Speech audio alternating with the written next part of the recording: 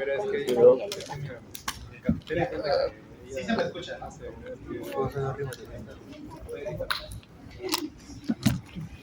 Ya, a ver chicos. Oye, está conmigo. La vez pasada realizamos las preguntas de sensitivo. ¿El ciclo pasado? Sí. No, sensitivo no. Autónomo nada más. Ajá. Bueno, se quedarán ahí nomás. A ver, sí. No, sí lo hemos hecho. Hicimos de normalización sensitivo. Lo que nos falta era motor. Ya.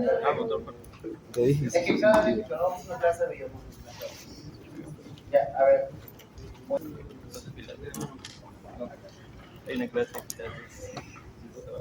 Ya, a ver. Buenas tardes chicos, vamos a realizar hoy día, primero vamos a comenzar con la gestión de las preguntas de control del movimiento del ciclo pasado. Después vamos a hacer tronco encefálico. Lo vamos a dividir en dos partes. Tronco encefálico, la primera parte va a ser la evaluación de los nervios craneales, incluyendo el centro respiratorio al centro cardiovascular. Y la segunda parte va a ser la evaluación de los reflejos, incluyendo la evaluación de la mirada conjugada horizontal para los movimientos sacádicos voluntarios y sacádicos reflejos. ¿Tienen dudas de la clase pasada? ¿Todo quedó claro? Entonces vamos a comenzar respondiendo las preguntas del ciclo pasado de motor. Acá está. A ver, primero, te dice, en la modulación motora, ¿qué alternativas representa un ejemplo de retroalimentación negativa? Primero ustedes tenían que recordar los mecanismos de control motor. ¿Cuáles eran? ¿Cuáles eran los mecanismos que modulan el movimiento? Retroalimentación y anticipación. Entonces, cuando hablamos de retroalimentación, ¿a qué nos referimos? ¿Es un bucle cerrado o un bucle abierto? Cerrado. Cerrado. ¿Por qué cerrado? ¿Ah? ¿Sí? ¿Por qué cerrado? Porque recuerden que tiene una aferencia, una integración y una eferencia, ¿sí o no? Entonces la aferencia, integración y eferencia cierran ese bucle, generando que para un estímulo sensorial hay una respuesta efectora. Entonces, te hablan primero de que es un mecanismo de retroalimentación.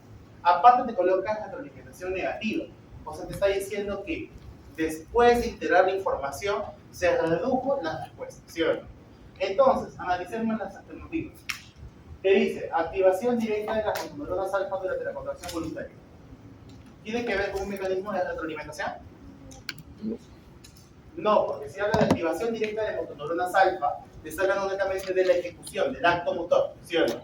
No te está hablando de ningún mecanismo para poder hacer corrección del error, ni anticipación y predicción de errores. Entonces, esta acá se relaciona con el acto motor.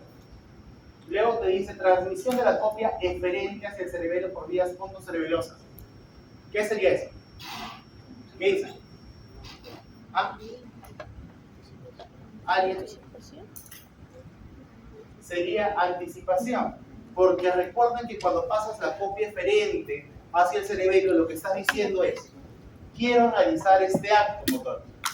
Y como quieres realizar ese acto motor, el cerebelo va a emitir específicamente, va a explicarle, por así decirlo, qué cosa tendría que hacer, en qué momento y en qué distancia.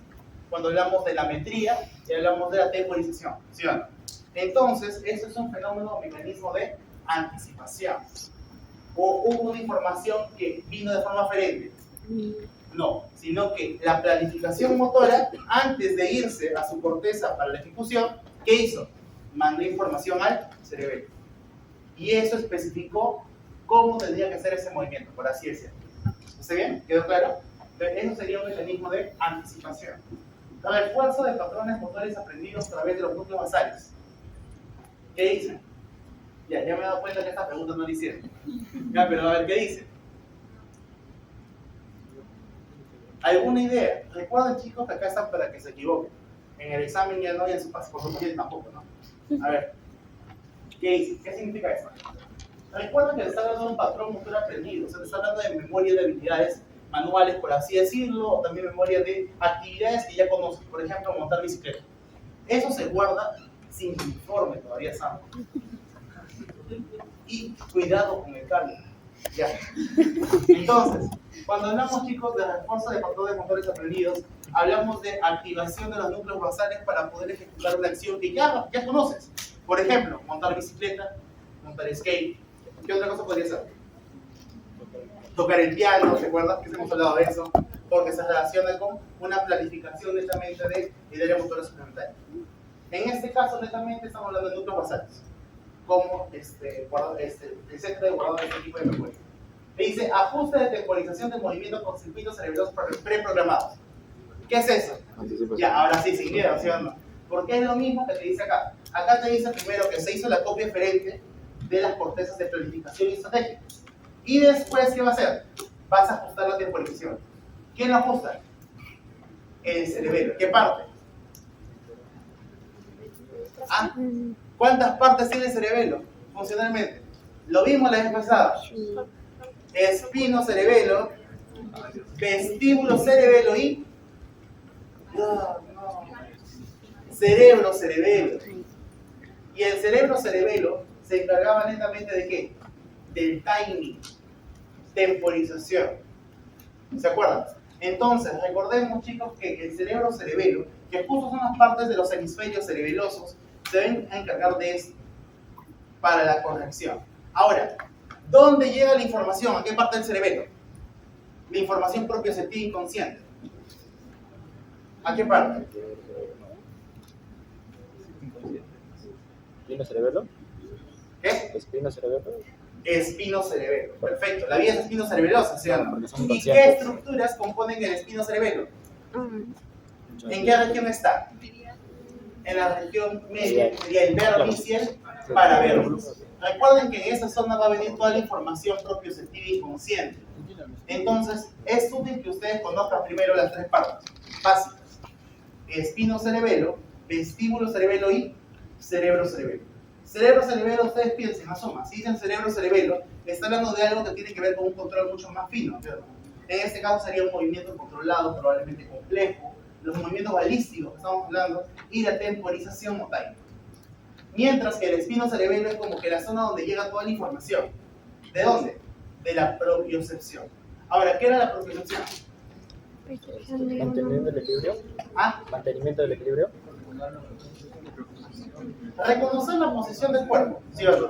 De cada estructura, sea estática, si es propiocepción, o dinámica en movimiento en sinestesia. Entonces, chicos, creo que la clave era obvia, ¿sí o no? Dice amortiguamiento espinal de las oscilaciones por los órganos musculares. Les mencioné en la clase, normalmente la orden tiene una ráfaga de impacto muy fuerte, ¿sí o no? Y si es que la ráfaga de impacto es muy fuerte, ¿qué tiene que hacer? Tiene que reducirse ese impacto. Y por tanto, ¿qué tienes que hacer? Amortiguar la información. ¿Cómo lo amortiguas? Con información propioceptiva. Y aquí te está hablando de que, miren, se hizo el movimiento, este movimiento es realizado, ¿qué pasó? Mandó la información a donde probablemente el cerebelo o a otras estructuras. ¿Y qué pasó? Mediante un circuito de integración cerrado, generó una corrección del movimiento. O sea, comparamos un movimiento ejecutado con el movimiento esperado. Entonces, recordemos, jóvenes, que cuando hablamos de retroalimentación, hablamos de un circuito cerrado. ¿Está bien? ¿Dudas ahí? Porque los he visto calladitos en ese tema. Ya, vamos a la siguiente parte. Esta creo que sí la saben, ¿sí o no? A ver, no, se le falta para acá. Tracto vestíbulo espinal. ¿Qué función tienen los músculos vestibulares? Ya, activar a los músculos extensores. ¿Sí o no? Entonces sería excitador de musculatura extensora proximal. 1B, ¿sí o no? Lóbulo flóculo nodular. Inhiben a los núcleos vestibulares. ¿Por qué dicen que inhiben? Porque el núcleo fastigio pone los núcleos. A ver. ¿Ah? Perfecto. Recuerda que el lóbulo flóculo nodular es la parte de la corteza cerebelosa que pertenece al vestíbulo cerebelo. Entonces, su referencia, ¿cuál va a ser? Las fibras de Purkinje. El axón de la célula de Purkinje. ¿Y esto qué va a transmitir?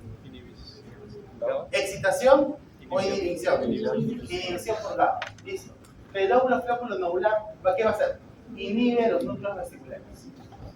Tracto rubro espinal. Flexión. ¿Ah? Es flexor Flexión, ¿de qué? de los No, del miembro superior. ¿Qué parte? En los distales. Muy bien. Recuerden que el núcleo espinal por el núcleo rojo va a permitir y activar a la musculatura flexora de los miembros superiores de la porción distal. A los miembros inferiores, no en humanos, ¿cierto? Pero en animales sí. Ya, siguiente. Núcleo fastigio. Excita los vestibulares. Claro, recuerden que los núcleos nerviosos profundos se excitan. Entonces va a ser una excitación ¿de quién? ¿Los núcleos vestibulares? De los núcleos vestibulares. Está fácil, ¿cierto? Entonces tienen que recordar más o menos la estructura. Cerebelo yo sé que es complicado, pero tienen que intentar analizar. Lo básico que les pido es que sepan qué es el espino cerebelo, qué es el vestíbulo cerebelo y el cerebro cerebelo, con sus funciones y estructuras. Ya, sigue, esto está fácil. Ya ven. Chicos, ¿cuál de los siguientes mecanismos de plasticidad sináptica constituye la base del aprendizaje motor cerebeloso? ¿Por qué? A ver, ¿por qué depresión a largo plazo? ¿Cuál es el fundamento de que tiene que haber depresión a largo plazo para el aprendizaje motor?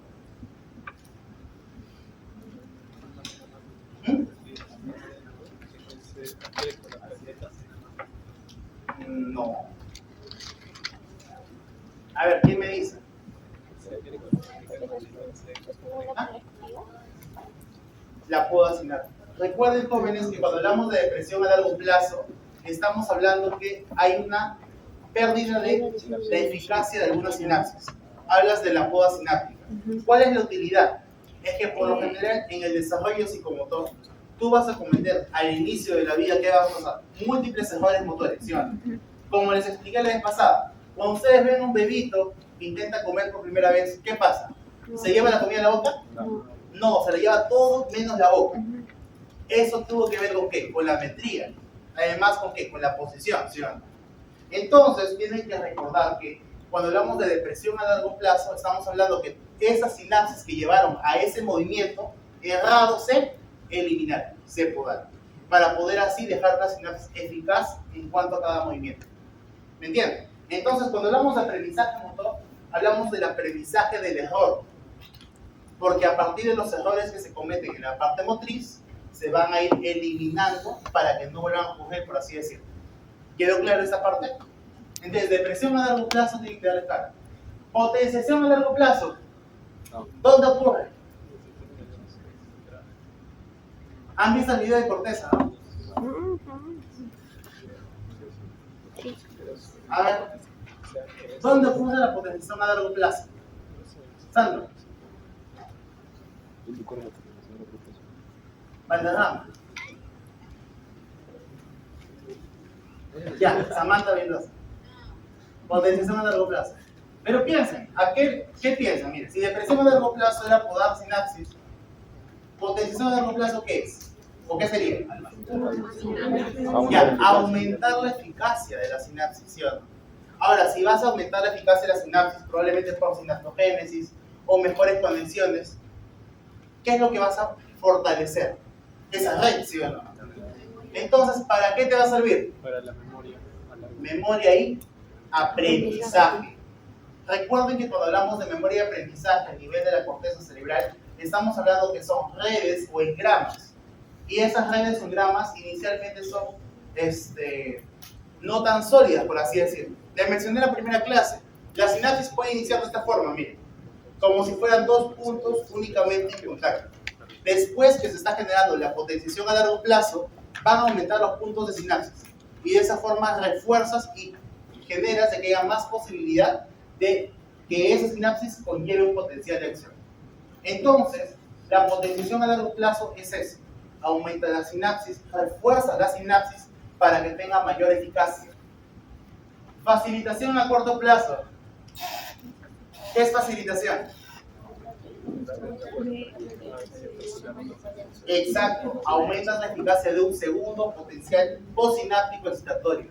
Probablemente, ¿por qué? Porque quedaron residuos de iones adentro. Entonces, como quedaron aún residuos iónicos, si tú le generas una despolarización, vas a inducir que aumente más igualdad. Potenciación post-tetánica de fibras trepadoras. Ya sea muy creativo, ¿no? Sí. Sí ocurre.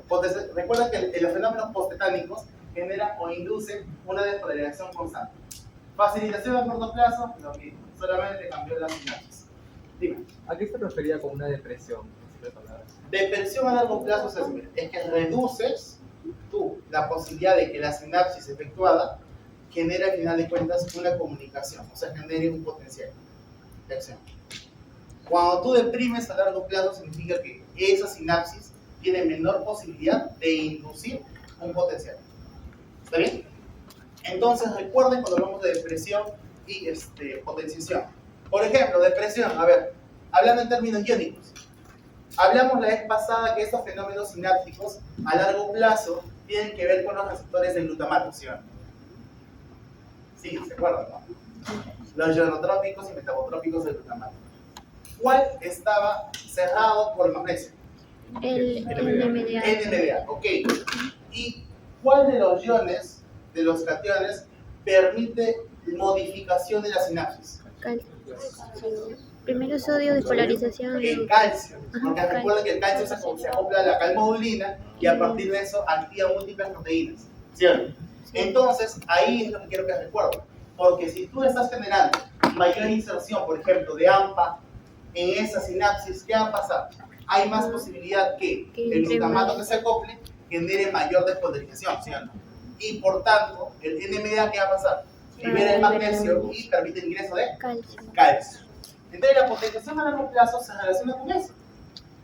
Con que tú aumentas más calcio a nivel de la membrana mucinal. Y eso induce cambios morfológicos con el efecto de la sinaptogénesis. ¿Ahí quedó claro? Ya, mientras que la depresión, ¿qué sería? Dime, Emma. Eso es potenciación, lo que te he dicho. Depresión sería lo contrario. Ponte que tú internalizaste a los AMPA. Así tú liberes el glutamato que liberes, tú sabes que todo transportador es saturable, ¿sí o no? Entonces yo te pregunto, mira, si tú generaste que muchos AMPA que estaban en la membrana se introduzcan en el intracelular, ¿qué va a pasar? Hay menos AMPA para que el glutamato actúe. Si eso pasa, ¿es posible que la despolarización inducida abra muchos canales NMDA? No, porque la despolarización va a ser probablemente pequeña, si esto ocurre. Entonces, quiero que lo asocien de esa forma. La depresión a largo plazo sería eso, molecularmente. Probablemente hay una internalización de AMPA. Y por tanto, va a generar ¿qué cosa? Que hay una reducción de eficacia de sinapsis. Porque no hubo la despolarización y por tanto no entró calcio. ¿Está bien? Entonces, esos son fenómenos de plasticidad. ¿Ahora sí quedó claro? Sí. Pero eso está en el video, ¿ah? No lo han visto. Después, ¿cómo les va a ir a pensar? Ya, a ver. Esa. El óvulo flóculo nodulado del cerebelo tiene alta relevancia en el control postural y el equilibrio. ¿Qué dice? ¿Por qué dice la clave? Porque A el vestíbulo espinal tiene que ver con ¿cómo se dice? Con la postura. Ya, a ver, recuerda primero, mire, acá quiero que lo desglosen para que lo entiendan. El óvulo flóculo nodular, ¿qué parte del cerebelo es? Vestíbulo cerebelo, perfecto. Entonces ya de ahí estamos, creo, craneando de que tiene relación, ¿sí o no? Tiene relación con la postura y el equilibrio. Entonces acá estamos hablando de una estructura del vestíbulo cerebelo. ¿Tiene relevancia en control postural? Claro. Y el equilibrio también. ¿Por qué? Porque realiza sinapsis sobre los núcleos vestibulares. Y esto genera, al final de cuentas, excitación de ¿qué? Modificación de la excitación de los músculos antigravitatorios, extensores. Recuerden que los núcleos vestibulares, ¿a dónde van a ir? Hacia los músculos extensores. Y estos al ser antigravitatorios, por lo general suelen ser, ¿cuáles? Los del tronco, ¿sí o no? Entonces quiero que lo asocien así. Emite proyecciones inhibitorias que controlan el tracto vestíbulo espinal. Verdadero, porque recuerden que el óvulo flóculo nodular, al ser una parte de corteza cerebelosa, siempre va a inhibir porque tiene neuronas por aquí, ¿sí o no? Entonces, por tanto, son inhibitorias y obviamente que terminan en el tracto vestíbulo espinal. ¿Tiene relación? Sí. Sí, ¿no? Ya, esta acá, que todo es mejor. Ya, esta a todos les gustó, ¿sí o no? Todos la hicieron, supongo. A ver, Primero, el cuerpo estriado. C y B, ¿qué tipo de neuronas serían? GABAérgicas. También podrían ser encefalérgicas, ¿cierto? ¿Qué dices? Solo ¿Sí o la indirecta, creo. ¿Ah? Solo la indirecta. Ya, por lo general podría ser en la parte indirecta más neuronas GABAérgicas, pero también podría haber encefalérgicas, por si acaso. Recuerden que no es exclusivo. ¿Glicinérgicas? ¿Sí o no? ¿Glicina vas a encontrar acá en el núcleo basal? No, ¿dónde se encontraba? Estamos recordando la clase 1 y también la clase de la semana pasada. No, la de martes. A ver, glicina, ¿dónde está? En las células de Renshaw y las células amacrinas de la retina. Entonces, recordemos, ¿aquí puede haber células glicinérgicas? No es probable, ¿no? No es probable. No voy a decir que no hay específicamente porque no podemos ser más puristas que el Papa. En medicina todo es posible. Pero, al final de cuentas, te pregunto, ¿es probable que sea el mayor receptor de glicina? No. ¿GABA? Sí, listo. Entonces, creo que hemos quedado claros que el cuerpo estriado emite proyecciones inhibitorias, ¿sí o no? Ya, ok. Primero, la vía H, ¿cuál sería? ¿Directa o indirecta? Directa. ¿La vía G? Indirecta. Ya, listo. El globo palo interno, mediante las fibras A, ¿inhibe o excita el tálamo? Inhibe, porque recuerden que el globo palo interno es inhibitorio. Proyecciones GABAérgicas. Listo. Yo te pregunto, si activas la vía H, ¿qué va a pasar? ¿Promueves o inhibes el movimiento? Promueves el movimiento. ¿Por qué? Por desinhibición del... Listo. Creo que estaba fácil, ¿cierto? La vía G promueve e inhibe el movimiento. Inhibe el movimiento. El globo pálido externo, las fibras C, ¿qué son? Inhibitorias. ¿Y las fibras D? Excitatorios. ¿Ah? Excitatorios. ¿Qué libera? Glutamato. Glutamato. Perfecto. Entonces, miren, ya saben, esto está fácil, ¿cierto? El globo pálido externo inhibe el núcleo subtalámico, pero normalmente el núcleo subtalámico libera glutamato sobre el globo pálido interno. Entonces, en conclusión, la vía G inhibe el movimiento. Te pregunto, ¿la sustancia negra fosfopacta promueve la vía G No, o la inhibe? la inhibe. ¿Por qué? Libera dopamina. Y ¿Cómo? libera dopamina. Ya, pero Y eso puede ser estimula, estado. y estimula el cuerpo estriado. El cuerpo estriado inhibe a esa vía directa. A la vía directa. Estimula la vía directa. ¿Por qué? ¿Por qué? Porque depende del receptor. Recuerden que la sustancia negra fosfopacta libera por las fibras F dopamina. Y en la vía indirecta, ¿qué prima? El receptor de tipo D2.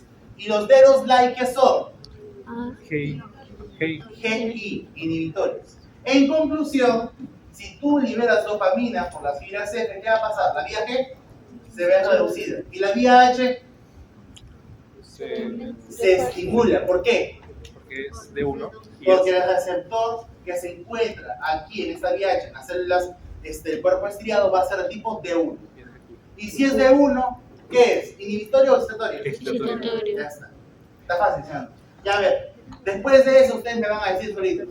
Las proyecciones B y C del cuerpo estriado son predominantemente inhibitorias. Verdadero, ¿sí? La proyección B al globo pálido interno genera inhibición de la actividad del tálamo.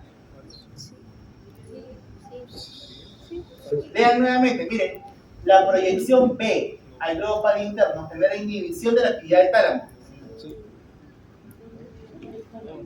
¿Ah? Porque lo inhibe. Falso. ¿Por qué? Porque inhibe Porque no lo activa, no. Desinhibe. Recuerden, el globo pálido interno normalmente ¿qué hacía? Inhibe al tálamo. En consecuencia, si tú activas la proyección B, ¿qué va a pasar? Esta se inhibe y el tálamo se desinhibe. ¿Quedó claro? Ya. Las proyecciones F son dopaminérgicas y refuerzan la vía directa. Verdadero. Las proyecciones E son excitatorias, promoviendo la actividad del núcleo subtalámico. Falso. ¿Por qué falso? Son inhibitorias. Muy bien. ¿Qué libera? GABA. Está fácil, ¿sí o no? O sea, la clave sería acá 1 y 3.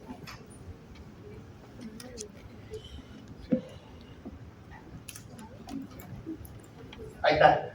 Cierra. Ya, a ver. Sí, pero Miremos el siguiente. Te dicen que hay un estudio de electrofisiología. La doctora Carol, que está en su casa, estimula eléctricamente una zona de la corteza motora. Te dice que estimula una zona de la corteza, no te dice cuál. Y observa un movimiento predeterminado. Fisiológicamente, ¿cómo puede justificar la ejecución de dicho movimiento? A ver, primero que te está hablando de ejecución, ¿sí o no?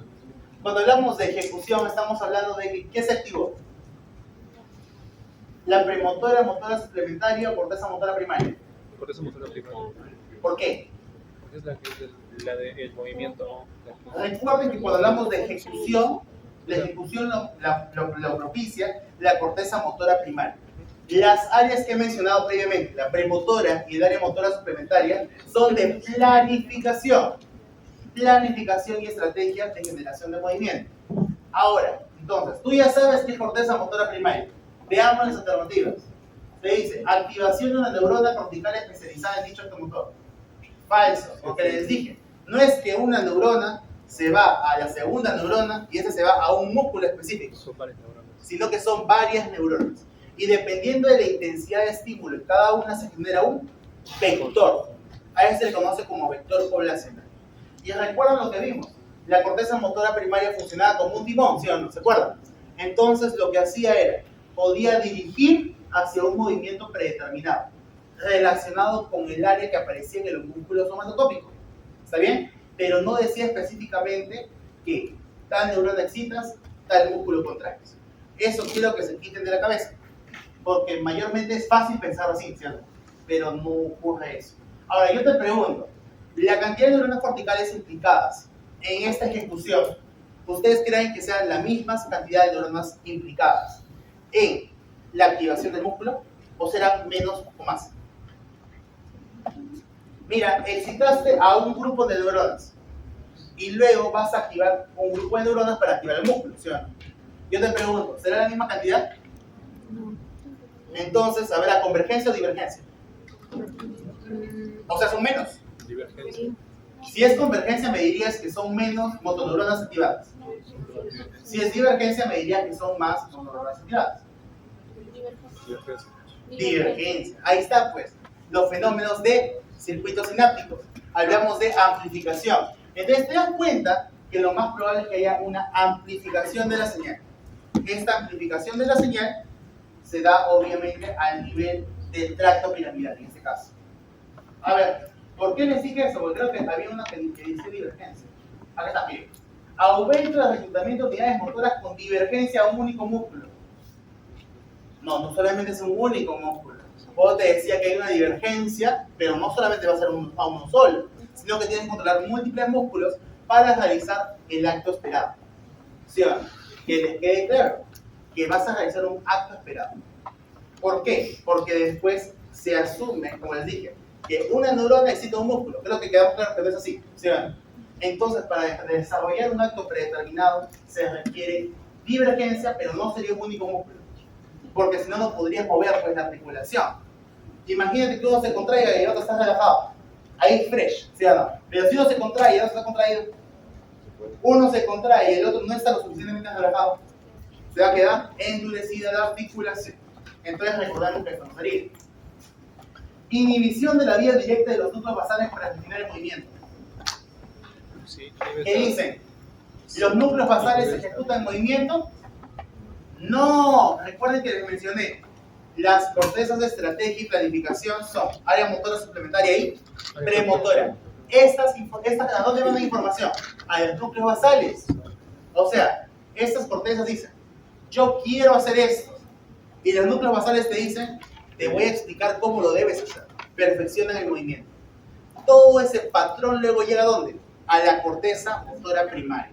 Y recién la corteza motora primaria dice, ejecutemos. ¿Está bien? ¿Quedó claro? Sincronización de descargas en la corteza premotora para la secuenciación. Premotora. No, pues, porque te estoy hablando de ejecución y acá te dice corteza premotora. ¿Por qué recalco eso? Porque había gente que había marcado esto. O sea, las dos más marcadas fueron esta y esta. Pero ya se dieron cuenta, ¿por qué no? ¿No? La clave está en pensar qué es lo que te preguntan. Te dicen acá ejecución. ¿La premotora ejecuta algo? No, planifica. ¿Listo? Activación de una neurona cortical, eso ya lo hemos visto. No es un vector individual, es un vector poblacional. Formación de un vector poblacional de neuronas corticales. Esa es la clave. ¿Dudas acá? ¿Qué dicen? Estaba fácil, ¿sí o no? Estaba para sacar 20. Ya. Tronco encefálico lo vamos a comenzar en un ratito.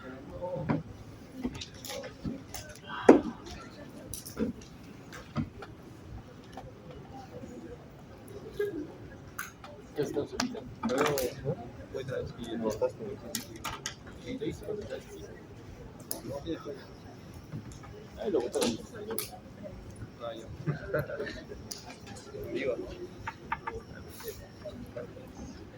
Ya, a ver chicos, vamos a continuar con tronco encefálico. El examen.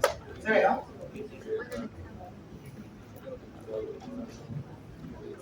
Chicos, ¿se ve la pantalla, no? ¿Sí lo ven?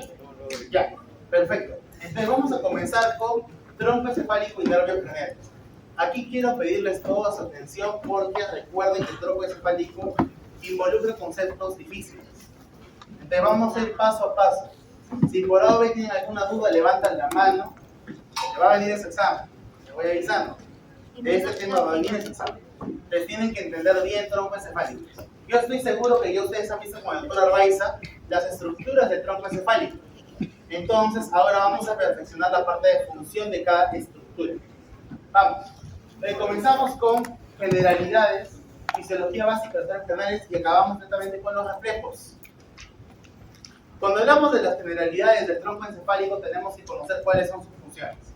Recordemos que el tronco encefálico va a tener múltiples vías ascendentes y descendentes. Por tanto, tenemos una función inicial, que es la de vías de comunicación. O sea, traslada información que viene del periférico y también traslada información que viene del central. Ascendentes y descendentes. Además, también tenemos que el tronco encefálico, por sus tres porciones, tiene a los núcleos de los nervios craneales. Entonces da el origen real de los nervios craneales. Les pregunto, ¿todos los nervios craneales tienen origen en el tronco? No. ¿Cuáles no tienen origen en el tronco? Primero y segundo órgano El primero, ¿de dónde deriva? del proceso. Del telencéfalo. Y el segundo, del encéfalo. Perfecto. ¿Hay otro que no deriva del tronco? ¿Cuál? El accesorio. El accesorio o espinal. Recuerden que si bien ustedes van a ver en el tronco encefálico que hay una porción o una rama que viene del ambiguo hacia el 11º o accesorio nervio craneal, se considera por lo general que el nervio espinal o accesorio no se origina principalmente del tronco, ya que tiene principalmente un origen a nivel de su núcleo en la médula espinal. Después pasamos a la integración visceral y motora. Recordemos que en el tronco encefálico van a tener múltiples núcleos que van a permitir la integración de la información autonómica principalmente y también la información no autonómica, sensorial. Entonces, eso van a permitir una respuesta final. Y estas respuestas pueden mediar homeostasis para poder ejecutar netamente la vida como tal. Si no, no se podría realizar. Y tenemos netamente el efecto de la homeostasis. Recordemos que la homeostasis, cuando lo mencionamos, hablamos del equilibrio. Entonces, necesitamos nosotros que el tronco encefálico funcione, porque si no el sistema en su economía no va a funcionar. Recordemos que hay estructuras en el tronco encefálico que van a realizar el control de la función respiratoria. Ahora, al nivel cardíaco, yo les pregunto, ¿qué tipo de controles ustedes conocen? La presión.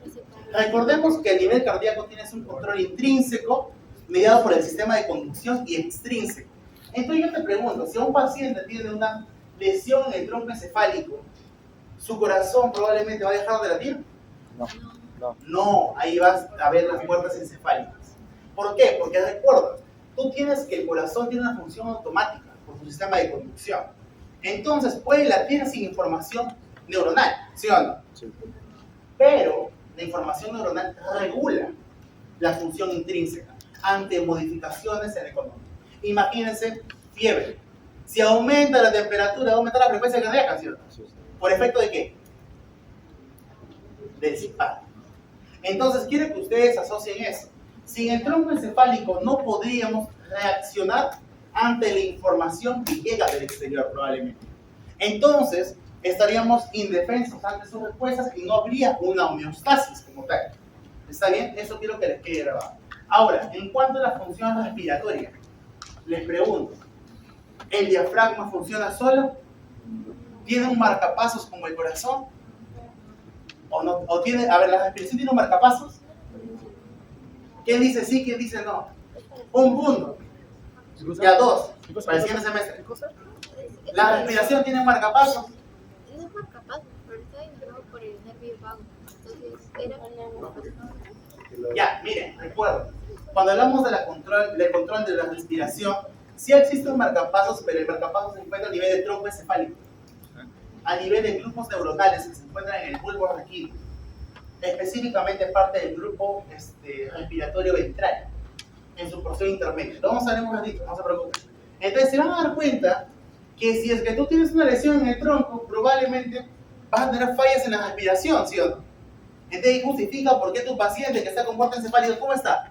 Intubado por todo lado con ventilación mecánica. Porque no va a poder respirar por sí mismo. ¿Por qué? Porque ¿dónde es el marcapasos? En el bulbo. ¿Está bien? Entonces se van a dar cuenta que el tronco encefálico va a tener múltiples funciones. Y aparte de eso tiene tres partes. La primera parte es el mesencéfalo. Luego viene la protuberancia, también conocida como el puente. Y terminamos con el bulbo raquídeo, también conocido como médula oblongada, por si acaso. Entonces vamos a comenzar con el centro de control cardiovascular, que netamente nos sirve para poder tener la respuesta a los reflejos. Yo estoy seguro que ya están cansados del receptor, pero tienen que saber al revés y al derecho, porque si no, cuando vean fármacos aplicados al sistema cardiovascular, no lo van a entender. Pero ustedes me van a explicar uno por uno, porque es netamente receptor. Primero, reflejo receptor. ¿Cuál es la diferencia? Primero, ¿dónde está el receptor?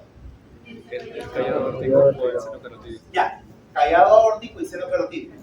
¿Cuál es la diferencia que viene del callado aórtico? El vago. El vago. ¿Y del seno carotídeo? El osofaringo a través del nervio de Kerr. Listo. Entonces sabemos que es una aferencia visceral general autonómica.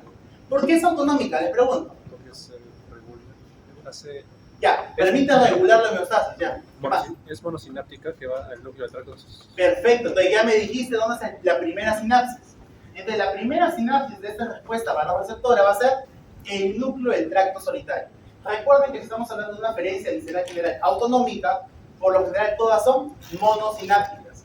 Vamos, núcleo del tracto solitario. ¿Qué región? ¿Rostral o caudal? Ah, no, ya está. Lo siento. Recordemos, tenemos una porción del núcleo de tracto solitario rostral y una porción caudal. La porción caudal se relaciona por lo general a las aferencias viscerales generales, que permiten la regulación homeostática, mientras que la rostral se asocia más a ¿qué? A las percepciones sensoriales, que vamos a ver cuando hablemos de gusto. Entonces, que nos quede claro, integración inicial, primera sinapsis, núcleo de tracto solitario, porción caudal. Listo, pasamos. Luego tenemos que la integración se va a dar al nivel del sistema nervioso autonómico. Va a ser en dos lugares, obviamente. Tenemos una intervención sobre el parasimpático y otra intervención sobre el simpático. Recordemos que lo que va a pasar es que el núcleo de tracto solitario va a emitir proyecciones excitatorias. ¿A dónde?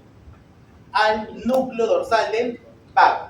Recordemos que el núcleo dorsal del vago tenía función parasimpática. Entonces, va a propiciar ¿qué cosa? El aumento del tono parasimpático. Ahora, si es que aumenta el tono parasimpático, ¿qué tendría que pasar con el simpático? Se reduce. ¿Cómo se reduce el tono simpático? De esta forma. El núcleo del tracto solitario excita a la región ventrolateral caudal del bulbo. ¿Y esta región ventrolateral caudal del bulbo qué hace? Inhibe a la ventrolateral rostral del bulbo. Y el ventrolateral rostral, te pregunto, ¿es la neurona preganglionar simpática? No. No. La región ventrolateral rostral del bulbo emite proyecciones hacia la región intermedio lateral de las columnas tóraco-lumbares. Recuerden, lo hemos visto en autonómico. Te pregunto, ¿dónde se origina el simpático? Región intermedio lateral del segmento torácico y lumbar. ¿Y dónde el parasimpático? Cráneo sacro. Cráneo sacro. Entonces yo te pregunto nuevamente, la región ventrolateral rostral del bulbo ¿Es la neurona preganglionar simpática? Todos pues en coro. No. ¿Sí o no? No. ¿Por qué no? Porque el origen simpático, ¿dónde es? Estóraco lumbar. No pueden confundirse con eso, eso es lo básico. Y después tienes una respuesta eferente visceral general, que eso va a ser autonómico hacia el músculo efector. En este caso, recordemos esto, toda la vida. ¿El músculo efector dónde sería? O la región efectora. Sería el sistema de conducción a nivel miocárdico, pero también sería al nivel de los miocitos auriculares. ¿Qué receptor sería? Presináptico posanguinal. No, pero ¿qué receptor actuaría acá? ¿Qué receptor colinérgico va a estar en la diana? En el órgano efector. M2. M2. Recuerden, el M2 se encuentra al nivel del miocardio, sistema de conducción, y también en la neurona postganglionar, en su terminal presináptica. Listo. ¿Esto les quedó claro? Chicos, esto al revés y al derecho, por si acaso, porque eso se les va a preguntar cuando lleguen a farmacología, a fisiopatología. Y en semiología lo van a ver en la parte de shock. ¿Ya? Ya, listo. Centros del control respiratorio. Cuando hablamos de centros de control respiratorio, estamos hablando de que tenemos centros de modulación y centros de generación de descargas. Por lo general, a ellos se le llama los generadores de patrones.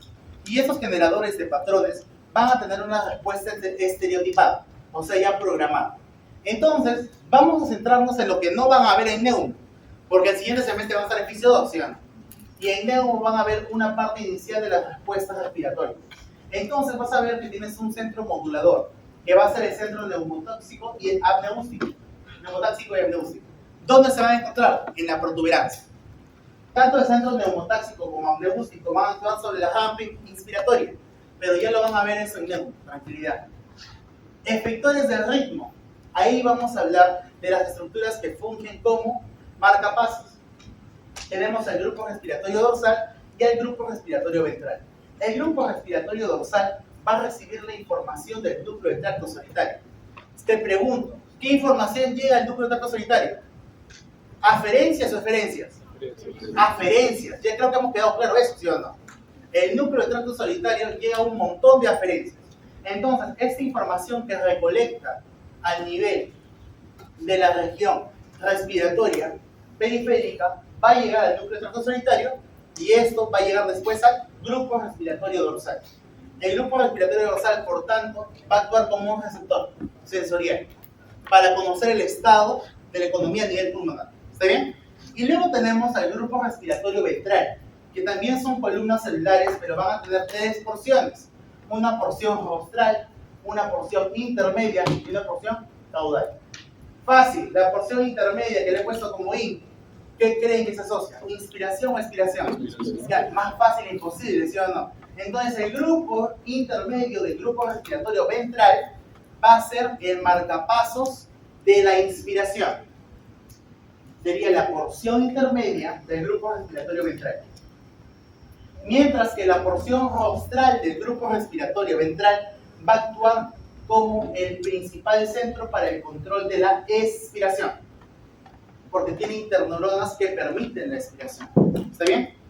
¿Y la porción caudal qué creen?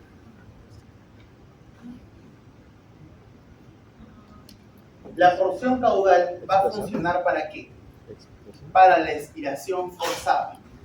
Recordemos algo, chicos, la expiración es un proceso pasivo, ¿sí o no? Ustedes normalmente tienen un ritmo constante de la respiración. Yo les pregunto, ¿alguna vez han visto que una persona se tape la nariz y naturalmente no va a dejar de respirar? Se va a llegar a soltar, ¿sí o no? Una vez que se suelta va a comenzar nuevamente a expirar. ¿Por qué? Porque tenemos una zona que es un marcapasos. Y cuando es un marcapasos, mientras esté funcional, va a generar la inducción, ¿sí o no? En este caso, porción intermedia induce la inspiración. Porción rostral, la expiración, recordemos que es un proceso pasivo, pero debido a las interneuronas de la porción rostral, podemos cesar por momentos la inspiración. O sea, promovería la expiración. Y la porción caudal se relaciona mucho con la expiración forzada. Porque recuerden que para la expiración forzada requieres activar más músculos, ¿sí o no? Accesorios. ¿Listo? ¿Dudas acá? No, está fácil, ¿sí o no? Está bien. Ya. Nervios craneales. el tema que más les gusta. Los nervios craneales, recordemos que pueden tener función sensitiva pura, pueden tener función motora pura o pueden tener una función mixta. Vamos a iniciar con los que tienen función sensitiva pura. La función sensitiva pura sería una función meramente sensorial, probablemente. Tenemos algunos que no se encuentran en el tronco encefálico. ¿Cuáles son? El auditorio y el óptico. Primer nervio craneal, ¿cuál es? Olfatorio. Olfatorio. Segundo, Óptico. les pregunto, ¿el núcleo está en el tronco? No. No, listo. Entonces tenemos que el primer nervio craneal, que es el olfatorio, va a tener una función aferente visceral especial. ¿Por qué visceral? Porque no tiene Porque es No es un voluntario. sentido Porque no es voluntario. químico. Recuerden, químico. ¿Cuáles son los sentidos químicos? Olfato y gusto. Perfecto. Entonces, el olfatorio es un aferente visceral especial. Recordemos, no tiene núcleo en el tronco. Segundo, óptico. El óptico va a ser un aferente somático especial. ¿Por qué somático? Porque no es un sentido químico. Listo. Entonces tenemos que el óptico no va a tener su, o sea, el núcleo del óptico no se va a encontrar en el tronco. Listo. Recuerden que es una proyección del encéfalo. Listo. Pasamos. ¿Cuál sí se encuentra en el tronco encefálico? ¿Ah? ¿Cuál sensitivo puro sí se encuentra en el tronco encefálico? El vestíbulo coclear. Recordemos que el vestíbulo coclear tiene diferentes ramas. Tiene una rama vestibular y una rama coclear. Cada uno se van a sus núcleos. ¿El vestibular cuántos núcleos tiene? 4. Superior, inferior, medial y lateral. Y el coclear, 1. Entonces se van a dar cuenta que el nervio vestíbulo coclear el núcleo del nervio vestíbulo coclear se suele encontrar a nivel bulbo protuberancial, como lo pueden ver acá. Entonces tiene un núcleo coclear y tiene un núcleo y varios núcleos vestibulares. Vamos a ver un poquito más de la función de los núcleos vestibulares en un ratito. Pasamos. Función motora pura. ¿Cuáles son? La función motora pura van a ser los nervios oculomotores y 2 nervios más. Los nervios oculomotores, ¿cuáles son? El tercero, el cuarto y el sexto. El tercero, ¿cómo se llama? Oculomotor común. El cuarto, troclearo patético. El sexto, abducens o oculomotor externo. Entonces van a tener los oculomotores. Los oculomotores tienen función motora pura, pero uno de los oculomotores tiene una función que se relaciona con la función parasimpática. ¿Cuál es? ¿El abducens? ¿Ah? ¿Abducens? El tercer nervio craneal. Recuerden que el nervio oculomotor común van a tener una función eferente visceral general, porque vienen fibras parasimpáticas ¿de dónde? Chicos, no es repasado, ¿eh? Eso lo hemos visto en autonómico. A ver, nuevamente. Leyendo es fácil, ¿no? Ya.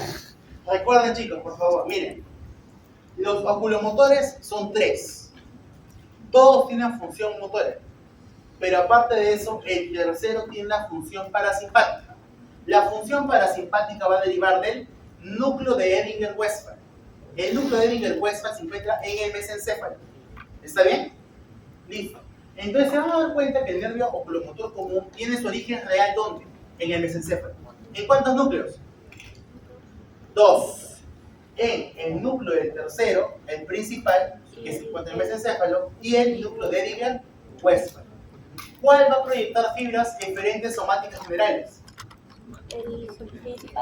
El principal del tercero. ¿Y cuál va a proyectar fibras eferentes viscerales generales? Edinger-Westphal. ¿Por qué? Porque Edinger-Westphal es parasimpático. Y al ser autonómico, o sea, involuntario, no puede ser somático, ¿sí o no? Tendría que ser visceral. Luego tenemos al nervio craneal número 4. El nervio craneal número 4, también conocido como troclearo patético, va a tener fibras que antes de emerger van a decusar. Como ustedes pueden ver, el nervio troclear va a salir si, habiendo decusado previamente. ¿Está bien? Esa es una diferencia importante, porque ustedes ven que en la mayoría de nervios craneales emergen y no decusan, ¿sí o no? Pero antes de emerger a su origen aparente, va a decusar, se basa contra el cerebro. Recordemos, ¿dónde se encuentra el nacimiento o el origen del nervio troclear? También en el mesencéfalo. ¿Pero en qué porción? La porción inferior. ¿Está bien? La porción inferior. Listo. Vamos al sexto. El sexto es también conocido como oculomotor externo o abducens. Este nervio oculomotor externo o abducens va a inervar al recto lateral, que es parte de los músculos extraoculares. ¿Dónde se va a originar? ¿Cuál es su origen real? La región ponto-vulvar. ¿Está bien? Entonces se están dando cuenta que el sexto se encuentra entre el límite de la protuberancia y el bulbo. Ustedes, les pregunto, a ver, ¿hay alguna forma de conectar los núcleos oculomotores? A ver, ¿quién me responde? ¿Hay algún tracto, algún fascículo que conecta los oculomotores? El quiasma óptico. ¿Ah? El quiasma óptico. ¿Cuál? A ver, ¿qué dice? Sí hay. Recuerden que el sexto se conecta con el tercero mediante fascículo longitudinal medial. Entonces se van a dar cuenta que el fascículo longitudinal medial va a ir desde la parte protuberancial, en el límite protuberancia-bulbo, ¿hacia dónde? Al mesencéfalo. Miren, porque ¿dónde se encontraba el núcleo del tercero? En el mesencéfalo, en la porción proximal, en la porción superior. ¿Dónde se encontraba el origen del sexto? En la parte ponto-vulvar. Entonces se dan cuenta que el fascículo longitudinal medial va a recorrer casi todo el tronco, ¿sí o no? Se va de la parte protuberancial vulvar hacia el mesencéfalo. Entonces, ya saben que hay forma de comunicar el sexto con el tercero. Y eso es relevante para cuando veamos mirada conjugada horizontal y cuando analicemos el reflejo óculo-vestibular. Luego tenemos otros nervios craneales que tienen una función meramente motora. Tenemos al 11º nervio craneal, también conocido como espinal o accesorio, y tenemos al hipogloso o al 12º nervio craneal. El 11º nervio craneal, recordemos que tiene un núcleo que se encuentra a nivel de la médula, sí, donde hemos dicho su núcleo de origen espinal, pero también va a tener unas fibras que vienen del núcleo ambiguo. Entonces siempre ha habido un debate si es que la inervación es somática general o pertenece a columnas viscerales especiales. Con estos fines de la clase, como la mayoría de literatura la menciona, vamos a considerar como somático general. Recordemos que el nervio espinal o accesorio va a inervar ¿a qué músculo? Al esternocleidomastoideo. O sea, te permite hacer esto, mover tu cabeza adelante. Entonces, vamos a darnos cuenta que esta función es netamente somática, ¿sí o no? En este caso. Pero ya creo que ya entienden el por qué decían que podía ser visceral especial. Es por la rama que viene del núcleo ambiguo. ¿Está bien? Pasamos. Hipogloso. Quiero que esto les quede claro, porque a veces confunden el hipogloso con el glosofaringio. El hipogloso tiene función meramente motora. ¿Está bien? El hipogloso tiene función meramente motora. Va a inervar principalmente a los músculos intrínsecos de la lengua. O sea, va a permitir el movimiento. ¿Está bien? No hay función sensitiva que realice el hipogloso. Este movimiento de la lengua lo que va a permitir es una función somática general. El hipogloso nace a nivel del bulbo aquí, por si acaso. Su núcleo está ahí. ¿Alguna duda hasta acá? Ya, esta es la parte fácil. Vamos a la mnemotecnia para que sepan cómo funcionan los músculos. Recuerden, el recto externo va con el sexto. El oblicuo mayor va con el cuarto. Leanlo al revés. Revimos. Recto externo, sexto nervio craneal. Oblicuo mayor, cuarto. Y el resto, el tercero. Entonces, cuando hablamos de los músculos extraoculares, tiene que quedarles claro eso. El recto externo se inerva por el sexto nervio craneal, también conocido como abducens o oculomotor externo. Mientras que el troclear o patético, ¿quién inerva? Oblicuo. Al oblicuo medio. ¿Cuál oculomotor tiene función parasimpática? El tercero. ¿Dependiente de qué núcleo? Henninger-Westphal. Listo, ya. Ahora sí, función mixta. Esto sí es la parte complicada porque vemos múltiples núcleos en cada nervio craneal. Vamos a comenzar con el nervio trigémino. Recordemos el nervio trigémino, que también es conocido como el quinto nervio craneal. El quinto nervio craneal principalmente tiene función sensitiva. A ver, primero, cuando hablamos de función mixta, hablamos que tiene función tanto motora como sensitiva. Entonces, recordemos, el trigémino percibe o permite netamente la información sensitiva del rostro. Entonces, nos vamos a dar cuenta que tenemos aferencias somáticas generales que van a venir del rostro. Tenemos tres núcleos que se asocian con la parte sensitiva. Tenemos el núcleo mesencefálico, que emite netamente una función aferente somática general. El núcleo mesencefálico se diferencia de los otros núcleos trigeminales en que va a tener la primera neurona de la vía propioceptiva. ¿Está bien? Recordemos que normalmente en las vías sensitivas tenemos 3 neuronas, pero en este caso el núcleo mesencefálico va a ser la primera. No está en el ganglio, por si acaso, no está en el ganglio trigeminal, está en el núcleo mesencefálico. Entonces nos damos cuenta que el núcleo mesencefálico genera una función propioceptiva. ¿Listo? ¿Quedó claro? Pasamos. Núcleo sensitivo principal del quinto nervio craneal o del trigémino. Va a tener una función aferente somática general y se asocia con la información del tacto epicrítico, o sea, la discriminación de 2 puntos que vimos la vez pasada. ¿Está bien? Luego tenemos el núcleo espinal del trigémino, el cual va a tener una función aferente somática general. Recordemos que el núcleo espinal del trigémino va a transmitir información termoalgésica. ¿Está bien? Termoalgésica. Les mencioné, chicos, que normalmente tenemos 3 neuronas al nivel de las vías sensitivas. Normalmente la primera neurona del núcleo sensitivo principal y el espinal se encuentra al nivel del ganglio trigeminal. ¿Está bien? Ganglio trigeminal, que es parte del sistema nervioso periférico. Pero el núcleo mesencefálico tiene su primera neurona en el tronco. ¿Quedó claro? Listo. Ya hemos visto la función sensitiva, que es la principal del trigémino. Pero recordemos que el trigémino también tiene función motora, netamente para los músculos de la masticación. Y los músculos de la masticación derivan del primer arco faríngeo. Por tanto, ¿cuál es su función?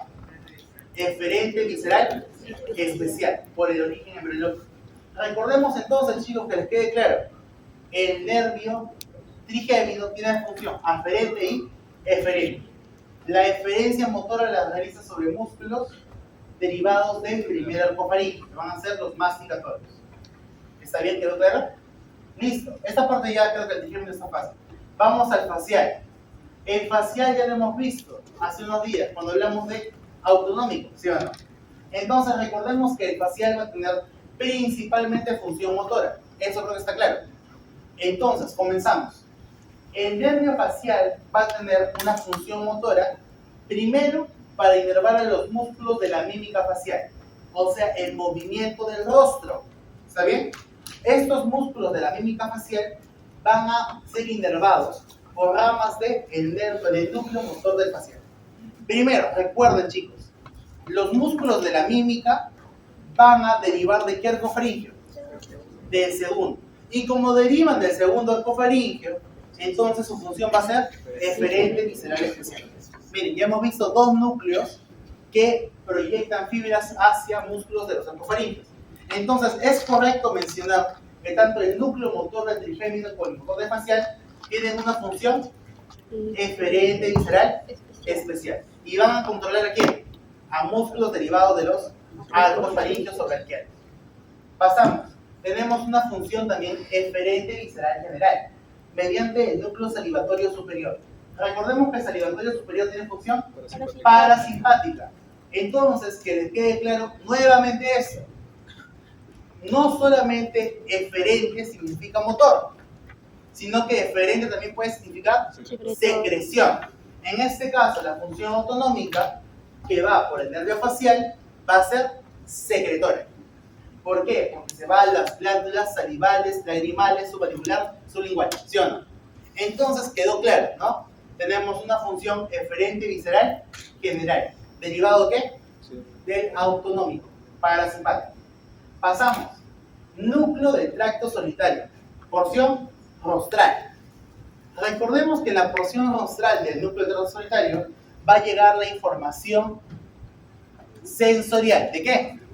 Del gusto, perfecto. Entonces recordemos que el nervio facial, a través de su rama cuerda del tímpano, va a recibir información de los 2/3 anteriores de la lengua.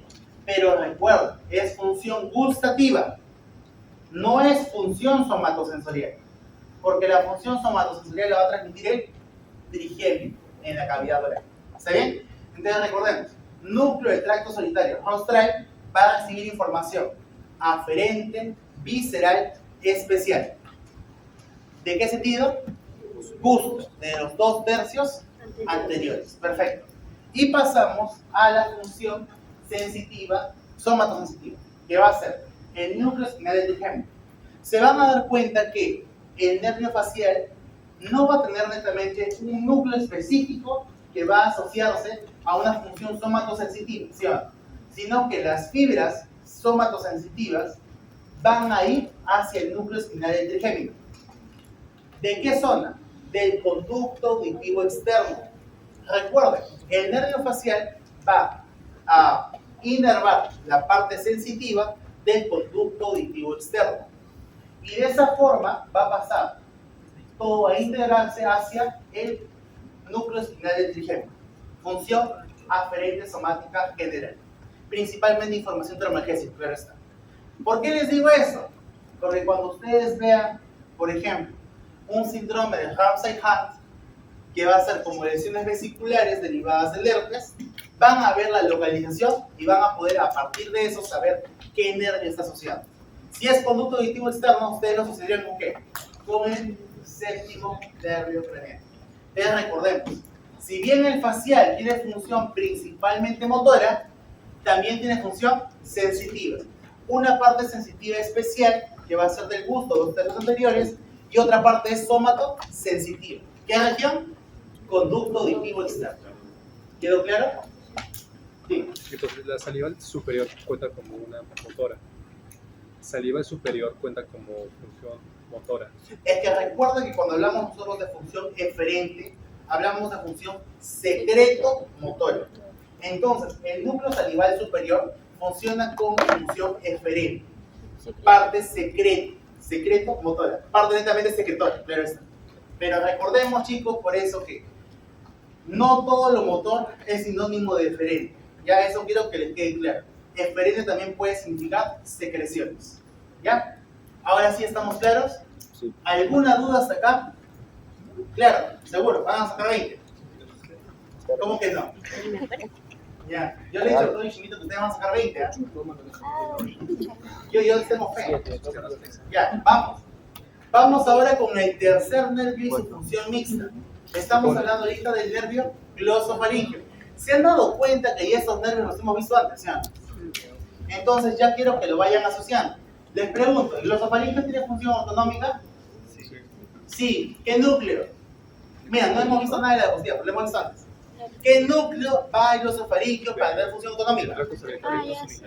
No, esa sí la Parasimpática. Salivatorio inferior. A ver, nuevamente, porque no se olviden. ¿Cuáles son los núcleos autonómicos parasimpáticos?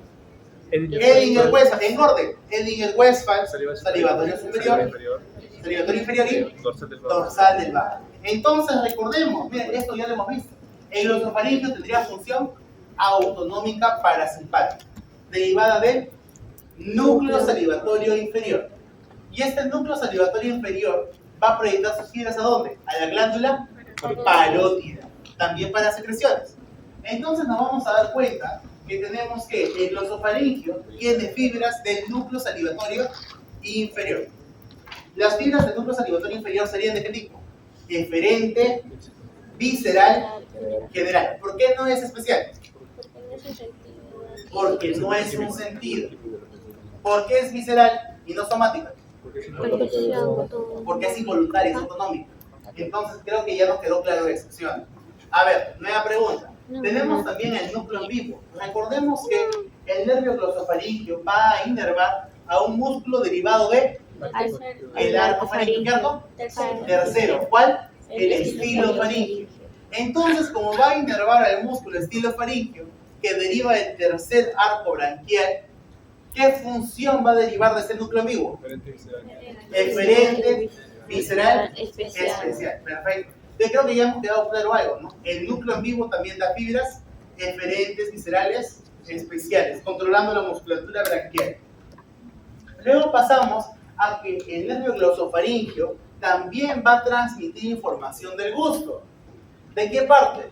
Del tercio posterior de la lengua. Perfecto. Entonces transmite esa información al núcleo del tracto solitario, a su porción rostral. Pero además también transmite información del nivel gastrointestinal y la porción más proximal, la porción más superior. Y también información somatosensitiva, que también va a caer en el núcleo del tracto solitario, pero sería en la región caudal. Esa es la función aferente visceral general. Entonces nos damos cuenta que el núcleo del tracto solitario tiene información tanto aferente visceral especial como aferente visceral general. Porque una parte se asocia al gusto y la otra parte se asocia a toda la información que viene de las vísceras. Puede ser autonómicas o algunas que se asocian a la parte somatosensitiva. ¿Está bien? No quiero que ahí también se confunda mucho, pero intenten entender esa parte. Recordemos que esa parte de la aferente visceral general derivaría ¿de dónde? De los quimorreceptores en este caso. Porque recuerden que el noveno nervio, el glosofaringeo o noveno nervio cranial, ¿qué información va a trasladar? ¿De qué región? Para los receptores. ¿Del callado aórtico o del seno carotídeo? Del seno carotídeo. Entonces recordemos que esa información ¿a dónde va a ir? A la porción caudal del núcleo del tracto solitario. ¿Está bien? Entonces reflejos homeostáticos nuevamente. ¿Quedó claro? Ya, listo. Y vamos por la última parte, que sería el núcleo espinal del trigémino, que lo mismo pasa que cuando hemos hablado del facial. Tenemos información somatosensitiva que va a derivar del noveno nervio craneal. Y esta información va a ir hacia el núcleo espinal del trigémino. La información somatosensitiva netamente va a ir al núcleo espinal del trigémino. ¿Está bien? ¿Quedó claro? Recordemos que también una parte de la cavidad oral tiene netamente información somatosensitiva derivado del glosofaringeo, por si acaso. No solamente el trigémino actúa ahí en la parte somatosensitiva. En la parte sensitiva de la cavidad oral prima por trigémino y en la parte más posterior por el glosofaringeo. ¿Y a dónde termina? En el núcleo espinal del trigémino. ¿Está bien? ¿Dudas ahí? Listo, pasamos. El último nervio craneal, que sería el nervio vago. El nervio vago o décimo nervio craneal, recordemos que va a tener una función mixta, porque va a tener tanto una función de control motor a nivel de los músculos derivados de los arcofaringeos, que sería a través del núcleo ambiguo, que va a inervar a porción de músculos faringeos proximales. Y luego tenemos una función parasimpática, que va a derivar del núcleo motor dorsal del vago. ¿Está bien? Recordemos que con esta función parasimpática se va a ir a toda la economía, ¿sí o no? A ver, ¿qué función tendría el parasimpático a nivel de pulmones? En los bronquios, ¿qué hace? ¿Qué? Bronco. A ver, primero, aspiren. ¿Qué receptor vas a encontrar ahí, en los pulmones? ¿Ah? Beta 2 para el parasimpático. A ver, ¿qué? A ver, chicos. En el órgano efector, los parasimpáticos, ¿qué receptores tienen? Muscarínicos, ¿sí o no? Entonces yo te pregunto, ¿qué receptor estaría a nivel de los bronquios? M3. ¿Y el M3 qué hace? ¿Qué hace con el músculo liso?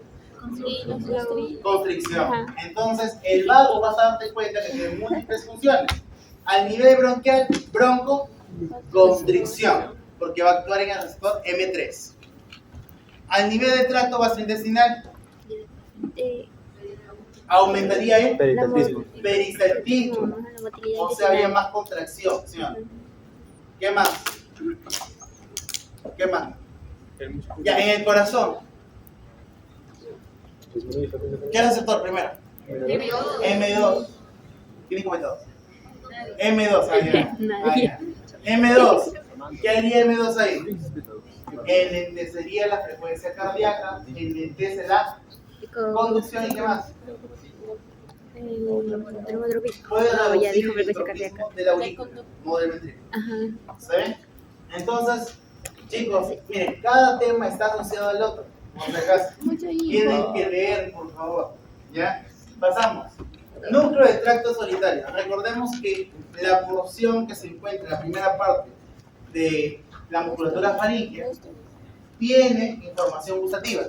Entonces, esa porción gustativa de la parte más posterior lo va a llevar ¿quién? El vago. Aparte, recordemos que el vago también va a tener función aferente, visceral, general y autonómica, ¿sí o no? Para los reflejos homeostáticos. Ejemplo, el vagoreceptor. Ya sería aferente, visceral, general, por si acaso. Y tenemos el núcleo central del químico. Nuevamente, y lo mismo. Tenemos una pequeña parte que tiene función sensitiva. Y esa función sensitiva iría ¿dónde? Al núcleo espinal del triquetio. Ya se han dado cuenta que los nervios que no tienen un núcleo sensitivo específico suelen terminar ¿dónde? En el núcleo espinal del trigémino, ¿sí o no? Entonces, esa es una constante por lo general, en la función mixta. Ya. Mirada con jugador horizontal. ¿Un break? Bien. Ya. Pero vienen y les voy a preguntar. Nada, ya mujer ni nada ya. Ya. Break de 5, 10 minutos, ya. 10 minutos. Vaya, vaya. Ay, perdón. Siento, conversando. ¿Se separan? ¿O se retiran? Una de dos. Porque están conversando desde que iniciaba la clase. Entonces quiero saber si van a mantener silencio o si los tengo que separar. Van a hacer silencio, ¿no? Supongo. No quiero partir. Ya, perfecto. No quiero partir. Entonces, chicos, voy avisándoles nuevamente, igual que el día de ayer. A la primera que hagan nuevamente bulla, se acaba la clase, ¿está bien? Y ahí nomás queda, igual les voy a preguntar. Ya, pasamos. Mirada con jugada horizontal.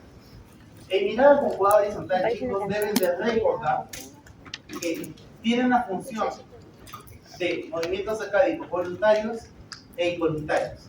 Cuando hablamos de los voluntarios, estamos hablando que hay un centro cortical. Y ese centro cortical es la corteza ocular frontal. Entonces, ¿a qué definimos como un movimiento sacádico? Un movimiento sacádico es un movimiento rápido que está sincronizado, que es conjugado, porque se mueven los dos ojos. ¿O ustedes han visto a alguien que mueve un ojo y el otro lo deja ahí? No, no. No hay forma. Puede haber, claro, un poquito de estrabismo, pero eso no significa que va a mover un ojo y el otro no. Entonces, a eso se refiere con mirada conjugada horizontal. No creo. Una mirada conjugada horizontal significa que los dos ojos se mueven de forma uniforme. Si se mueven para la derecha, los dos son a la derecha. Si se mueven a la izquierda, los dos son a la izquierda. Nuevamente, movimientos sacádicos. Si son voluntarios, tienen su origen principal, o netamente la planificación principal, a nivel de la corteza frontal. Sería la corteza ocular frontal.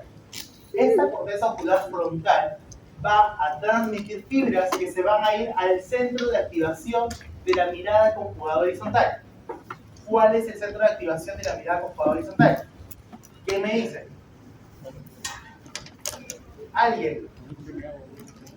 ¿Ah? La formación reticular paramediana continua. Recuerden que la formación reticular paramediana continua va a ser el centro de activación de la mirada conjugada horizontal. Entonces, tenemos que los sacádicos voluntarios, la corteza frontal ocular va a proyectar fibras hacia la formación reticular paramediana continua contralateral. En consecuencia, si activamos la corteza ocular frontal izquierda, ¿a quién se va a activar? A la formación reticular paramediana continua derecha. Listo.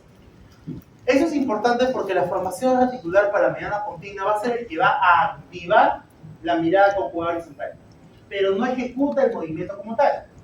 Entonces nos damos cuenta que esta región activadora va a activar al núcleo abducens de ese lado. Entonces, en este caso, si he activado la formación reticular para mediana pontina derecha, activaré al núcleo abducens derecho. ¿Está bien? Y recordemos que el sexto se comunica con el tercero por el fascículo longitudinal medial. Entonces nos damos cuenta que el sexto, por este fascículo, va a inervar al tercero contralateral. De esa forma es que se mueven los ojos de forma conjugada hacia los lados, izquierda o derecha. ¿Alguien lo entendió? Bueno, pues, No sé por qué no creo que ya. Vamos a ver, nuevamente. Recapitulemos. Buenos días, chicos. No, tampoco tanto. Vamos a comenzar con la mirada conjugada horizontal. Ya. Quiero que se enfoquen en una lista. A ver, alguien. A ver, Camila, tú ayuda. Solamente agarra poquito. Agarra todo. Ya. Vas a mirar al frente a tu lectura y vas a mover tus ojos. Hazle, para que mira para allá. Ven para acá y mira para allá. Ya. De lado a lado. Abre bien tus ojos. Ya, chicos, miren cómo se mueven sus ojos. Miren. No muevan la cabeza. No ven porque están lejos. Ya. A ver, a su compañero de lado, entonces, ¿cómo hacían? A su compañero de lado, nuevamente. Que alguien simule estar leyendo o intente leer. Y miren cómo se mueven los ojos. Los ojos se mueven de forma conjugada, ¿sí o no? Ya. A eso nos referimos. Ya, escuchen. Ustedes leen normalmente de esa forma. Entonces, cuando ustedes hacen una lectura, de forma voluntaria mueven rápidamente sus ojos, ¿sí o no? Ya, esos movimientos rápidos serían los sacáridos. ¿Está bien? Ya. Para eso ustedes tienen que conjugar ambos ojos. Si uno se mueve a la izquierda, ¿el otro qué va a hacer? Se mueve también a la izquierda. Si uno se mueve a la derecha, el otro también se mueve a la derecha. Pero claro está de que van a diferir los músculos que activamos, ¿cierto? Vamos a ponernos a pensar. A ver. Si es que estoy moviendo mis ojos hacia la derecha, ¿qué músculo extraocular derecho he activado? Recto lateral. Muy bien. ¿Y qué músculo extraocular izquierdo he activado? Recto medial. Ya, ok. Ya, de ahí partimos. A ver, vamos a ponernos a pensar. Entonces, yo estoy moviendo mis ojos hacia la derecha para poder hacer mi lectura. Activé mi recto lateral externo derecho y mi recto medial izquierdo. ¿Quién inerva al recto lateral externo derecho? Ah, el abducens derecho. ¿Quién inerva al recto medial izquierdo? El oculomotor común izquierdo. Ya, ahí ya creo que está fácil, ¿sí o no? ¿Cómo crees que se conjugó la información del sexto y el tercero? ¿Cómo llegó la información del sexto y tercero? Por el fascículo longitudinal medial. Entonces ya se han dado cuenta que el fascículo longitudinal medial transmite fibras que vienen del sexto de un lado hacia el tercero del otro. Ya, ¿ahí todo bien? Ya, hasta ahí vamos bien. Ahora, para tú poder voluntariamente hacer ese movimiento, has tenido que tener activación cortical, ¿sí o no? ¿Qué corteza se activó? La corteza ocular frontal. ¿Está bien? La corteza ocular frontal. Esta corteza ocular frontal va a tener una decusación, o sea, se mueve de un lado a otro, se va para el otro lado. ¿En qué región? En los pedúnculos cerebrales, a nivel mesencefálico. Entonces, en el mesencéfalo, miren, estas fibras de la corteza en el mesencéfalo, ¿qué hicieron? Cambiaron de lugar y se fueron a activar a una región donde tenemos cuerpos celulares y estos cuerpos celulares forman la denominada formación reticular para la mediana pontina. Ahora, quiero que quede claro, la formación reticular para la mediana pontina no ejecuta movimiento. Lo que va a hacer es, va a activar ¿a quién? Al sexto. Entonces, esta formación reticular para la mediana pontina activa al sexto nervio craneal del lado hacia donde estamos moviendo el ojo. ¿Está bien? Y mediante esta activación por la conexión, por el fascículo longitudinal medial, va a permitir el movimiento conjugado. Ahora sí, más o menos. Entonces, miren, nuevamente. Entonces, pasamos de la corteza frontal ocular hacia la formación reticular paramediana continua. De primera pregunta, a ver, vamos, para que vayan pensando. La corteza ocular frontal, ¿decusa? No. Sí. Sí. Recuerden que decusar significa que, vamos a pensar, se activó la corteza ocular frontal izquierda. ¿A qué lado se va a ir? ¿A la izquierda o a la derecha? A la derecha. A la derecha. Entonces, decusa, Sí. ya, listo. Las fibras de la corteza o campo ocular frontal derecho se irán a la izquierda. ¿Dónde decusa? En el folículo. En el mesencéfalo, pedúnculo cerebral. ¿Está bien? Ya. Esas fibras que han decusado, ¿a dónde se van a ir?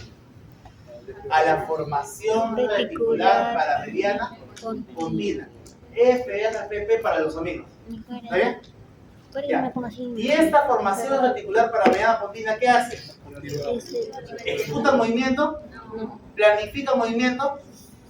No, porque la planificación no se dio en la corteza ocular frontal. Entonces, ¿qué es lo que hace? Va a ser el centro activador. ¿De quién? Del sexto. Y a partir de eso activa esa mirada conjugada voluntaria, horizontal. ¿Quedó claro? Listo. Ahora, a ver, otra pregunta para que puedan asociar. La conjugación horizontal de la mirada depende de que el fascículo longitudinal medial esté bien. Claro, porque si no se movería el recto lateral de un lado y el otro se quedaría estático, ¿sí o no? Entonces ahí van a tener un tipo de oftalmoplejía, lo van a ver después. Pero que quede claro, realmente, el fascículo longitudinal medial conecta al sexto con el tercero. Entonces, para que tú tengas una integridad de la mirada conjugada horizontal, ¿qué requieres? Que el fascículo longitudinal medial esté bien, esté ok. Ahora, te pregunto, si tú bloqueas a la formación reticular paramediana continua de un lado, ¿qué va a pasar? No se va a activar el sexto. No se va a activar el sexto. Y por tanto no se activa el tercero del otro lado. ¿Va a haber mirada conjugada horizontal hacia ese lado? No. Listo, ya está. Ya saben, ya. Vengo así, Ya está para neurología. ¿Quedó claro? Seré Así es como funciona la mirada conjugada horizontal. Al menos la parte voluntaria. ¿Dudas acá? Dime. No te escucho. Hable fuerte. Antes de que llegue a la pasa por el mesencéfalo. Recuerda que con la corteza ocular frontal va a bajar por las fibras protoaxones y va a deslizar en el mesencéfalo. O sea, pasa por el mesencéfalo y justo en el mesencéfalo cruza hacia el otro lado. ¿Está bien? ¿Quedó claro esa parte, chicos? Ya, listo. Ahora los movimientos acádicos reflejos. Si es reflejo, ¿será voluntario? No. Probablemente la integración sea en el mismo tronco. Y por tanto, lo que va a pasar es esto. Ante un efecto de percepción de la luz, vamos a hacer una respuesta. Este cambio brusco periférico de la luz va a activar al final de cuentas en el tronco al colículo superior. Y este colículo superior va a decruzar en el tegmento dorsal. Es casi igualito a esto, ¿ya? Para que no se pongan a dudar. Es casi igual a lo que hemos dicho. Del colículo superior va a decruzar en el tegmento y se va ¿a dónde? A la formación reticular paramediana continua del otro lado. Y a partir de eso se hace lo mismo que hemos dicho, que activa el sexto de ese lado. Este se va a pasar información mediante interneuronas hacia el tercero del otro lado, por el fascículo longitudinal medial. ¿Quedamos claros ahora? Ya. Solamente quiero que lo intenten entender. Si un ojo se mueve para la derecha, el otro también, ¿no? O sea, no han visto, creo, pacientes que tienen una mirada, uno para la derecha y el otro se queda estático. Si es que lo han visto, es que tiene una oftalmoplejía. Y probablemente esa sea una oftalmoplejía acá, internuclear. Entonces quiero que lo asocien nuevamente. A ver, piensen. Si tú bloqueas la corteza ocular frontal, vamos a poner eso, vamos a poner casos hipotéticos. Bloqueas la corteza ocular frontal derecha, ya no funciona. ¿Hacia dónde se van a mover los ojos? Mira, nuevamente, si tú bloqueas la corteza ocular frontal, ¿hacia dónde se mueven los ojos? Corteza ocular frontal derecha. No va de cruzar. ¿Hacia? ¿Izquierda?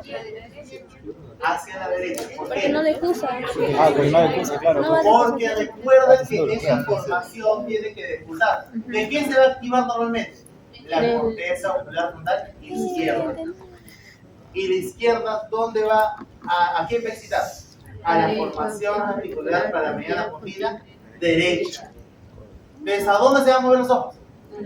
Hacia la derecha. Ahí está, ya saben. Pues entonces, según DCB, cuando vean una lesión isquémica, ¿qué va a pasar?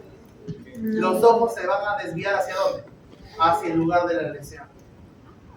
Ahí está la justificación. Ahora vamos a poner que tú le metiste corriente, así, fuerte. Agarraste a tu paciente, están haciendo un estudio electroencefalográfico, le pusiste unos electrodos pesados y eso. Agarraste y excitaste la corteza ocular frontal izquierda. ¿Hacia dónde se mueven los ojos? A ver, nuevamente, estimulaste fuertemente la corteza ocular frontal izquierda. ¿Hacia dónde se mueven los ojos? Hacia la derecha. Entonces ya saben por qué cuando hay un foco epileptogénico, los ojos se mueven al otro. Ahí está, pues, la justificación. Porque uno está excitando y otro está bloqueando. Así es fácil el fisiopatología, por si acaso. Pero siempre y cuando sepa fisiología. Entonces, ¿dudas?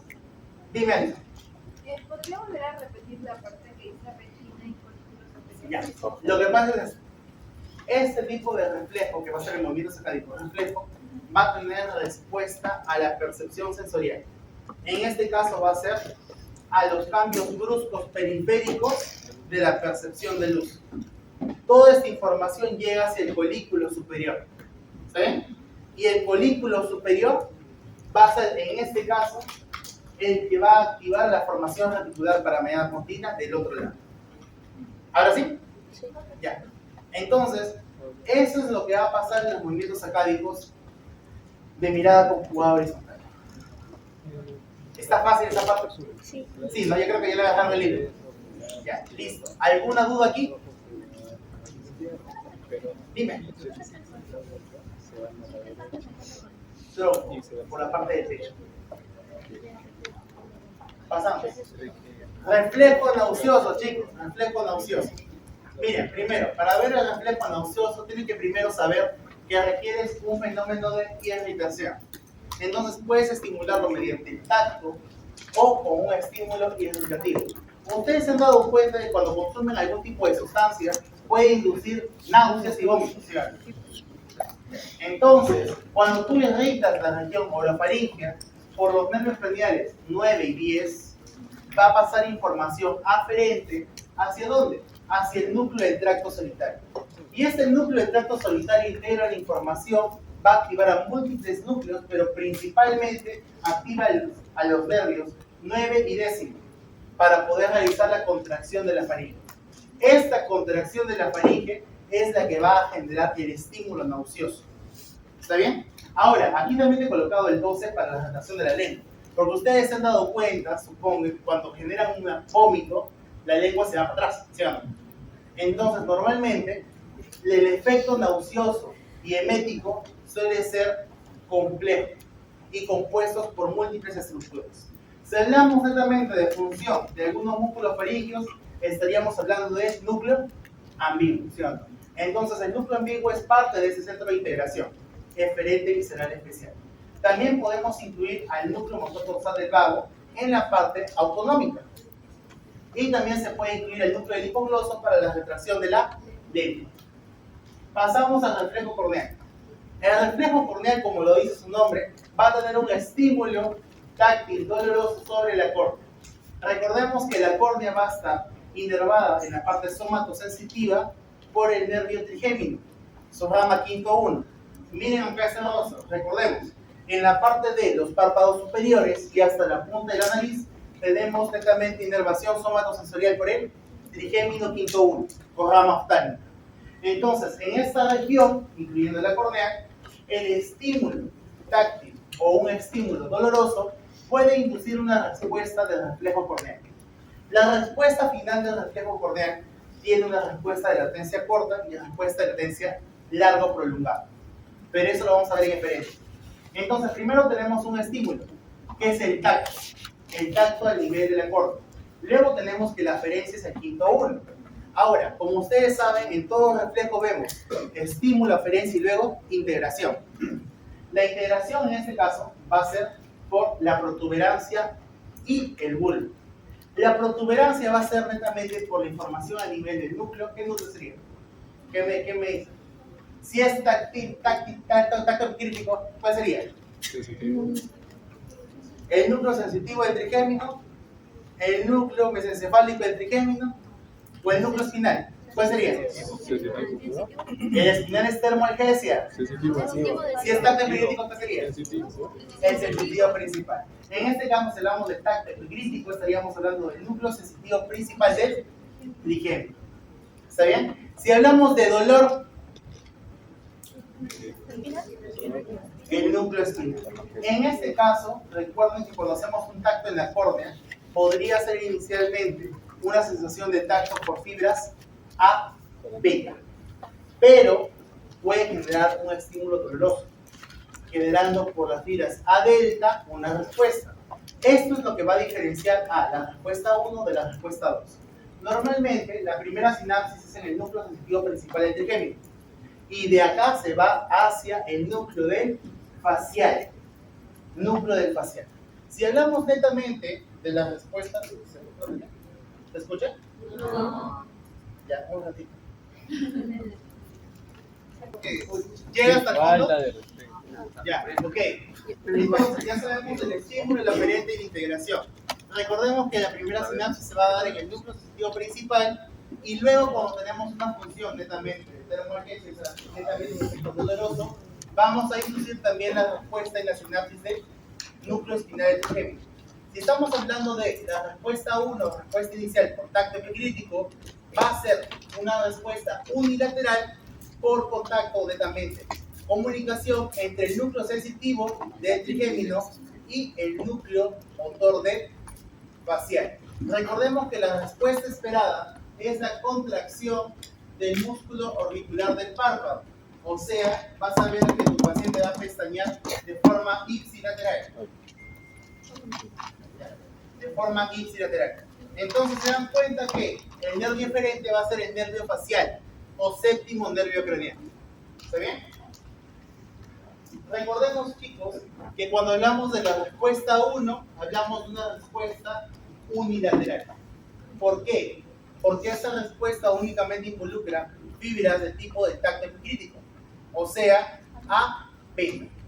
Y esa respuesta únicamente integra al núcleo sensitivo principal del trigémino con el núcleo facial ipsilateral.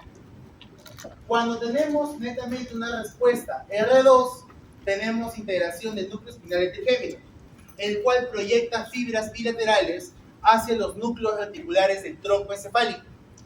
Y después de que proyecte estas axones hacia los núcleos reticulares, se van a activar ambos núcleos faciales. Y si se activan los núcleos faciales de ambos lados, entonces van a tener una respuesta de ambos lados. Cuando ustedes han hecho su práctica en fisiología, han visto, ¿sí o no?, que inicialmente se va a parpadear o va a contraerse el ojo estimulado, ¿sí o no? Y a los pocos milisegundos, vas a ver la contracción del otro ojo.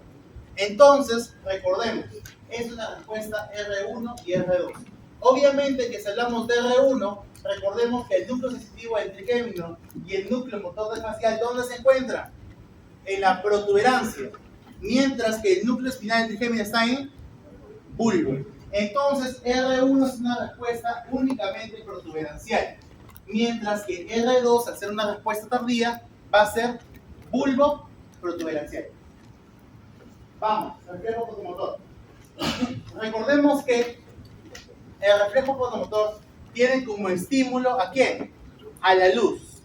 Esta luz va a ser captada por las células ganglionares de la retina, las cuales van a pasar la información por el nervio óptico. Entonces, el nervio aferente en este caso es el nervio óptico. El nervio óptico, recuerden que va a viajar y después va a ir a la parte quiasmática y va a pasar por sus tractos ópticos. Ya sea en el mesencéfalo, las proyecciones de este nervio óptico van a permitir la primera sinapsis de integración. Esta va a ser en los núcleos pretectales, que están en el mesencéfalo. Los núcleos pretectales, recuerden que tienen una proyección bilateral. Esta proyección bilateral va a activar a ambos núcleos de Edinger-Westphal. Y los núcleos de Edinger-Westphal son parasimpáticos. El núcleo de Edinger-Westphal, al ser parasimpático, va a generar una respuesta parasimpática, que es al final una miosis. Miosis, repito, no me digan miasis. Algunos de ese grupo estaban en ese momento, están acá. Recuerden, chicos, es miosis. Miosis significa contracción de la pupila, o sea, vas a ver una pupila pequeña. Entonces, recordemos lo que va a pasar nuevamente. Tú estimulas con luz en la retina, genera activación del nervio óptico de ese lado estimulado. Esta información va a viajar hacia el mesencéfalo, hace su primera sinapsis de integración en los núcleos pretectales, y de los núcleos pretectales, ¿qué va a pasar? Se proyecta bilateralmente a los dos núcleos de Edinger-Westphal, activando la vía parasimpática. Me pregunto, ¿el núcleo de Edinger-Westphal constituye al primer cuerpo celular de la neurona preganglionar? Sí, porque recuerden que los núcleos parasimpáticos van a ser la neurona preganglionar, ¿sí o no? Que luego van a viajar. Entonces, la respuesta va a ser miosis, contracción pupilar. Ahora sí. Ahora voy a tener que repetir. Sí. Todo por el señor Félix. Gracias. Señor. ¿Qué? ¿Pero no entendieron? Casi 43.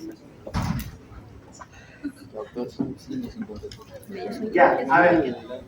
Después de esa pausa comercial, reflejo fotomotor, ya, nuevamente, pero en resumen. Recuerda, estímulo es un estímulo luminoso, ¿cierto? Este estímulo luminoso va a permitir activación de las células ganglionares de la retina. Estas células ganglionares de la retina van a permitir, ¿qué cosa? Que el nervio óptico se active, ¿no? Entonces el nervio óptico va a viajar. Tenemos nervio óptico, quiasma óptico y el tracto óptico. Estos van a terminar con la primera sinapsis de integración, que va a ser en núcleo pretectal. ¿Dónde se encuentra el núcleo pretectal? Mesencéfalo, recuerden, mesencéfalo, no se puede olvidar. Y el núcleo pretectal se proyecta axones bilaterales. ¿Hacia dónde? Núcleo de Edinger-Westphal. Siendo que el núcleo de Edinger-Westphal va a ser la neurona preganglionar parasimpática. Este núcleo de Edinger-Westphal proyecta esta información y la información va a salir por el tercer nervio craneal, generando una respuesta parasimpática, primero ipsilateral y también contralateral. Si es el ipsilateral, o sea, el mismo lado, estamos hablando del reflejo fotomotor simple. Mientras que si hablamos de ambos lados, estamos hablando del reflejo fotomotor consensuado. ¿Cómo tú justificas fisiológicamente que existe la respuesta fotomotora consensual? ¿Cómo tú lo justificarías? ¿Ah? En que el núcleo pretectal proyecta fibras hacia los dos núcleos de Edinger-Westphal, ¿sí o no? Por eso es que hay bilateralidad. Entonces, es por eso que cuando tú estimulas con luz un ojo, vas a encontrar primero miosis en ese ojo y a los pocos segundos miosis en el otro. ¿Está bien? Esto tienes que evaluarlo cuando tú tienes un paciente. O sea, en todo paciente lo vas a ver. O sea, eso tienen que saberlo al revés y al derecho. Pasamos.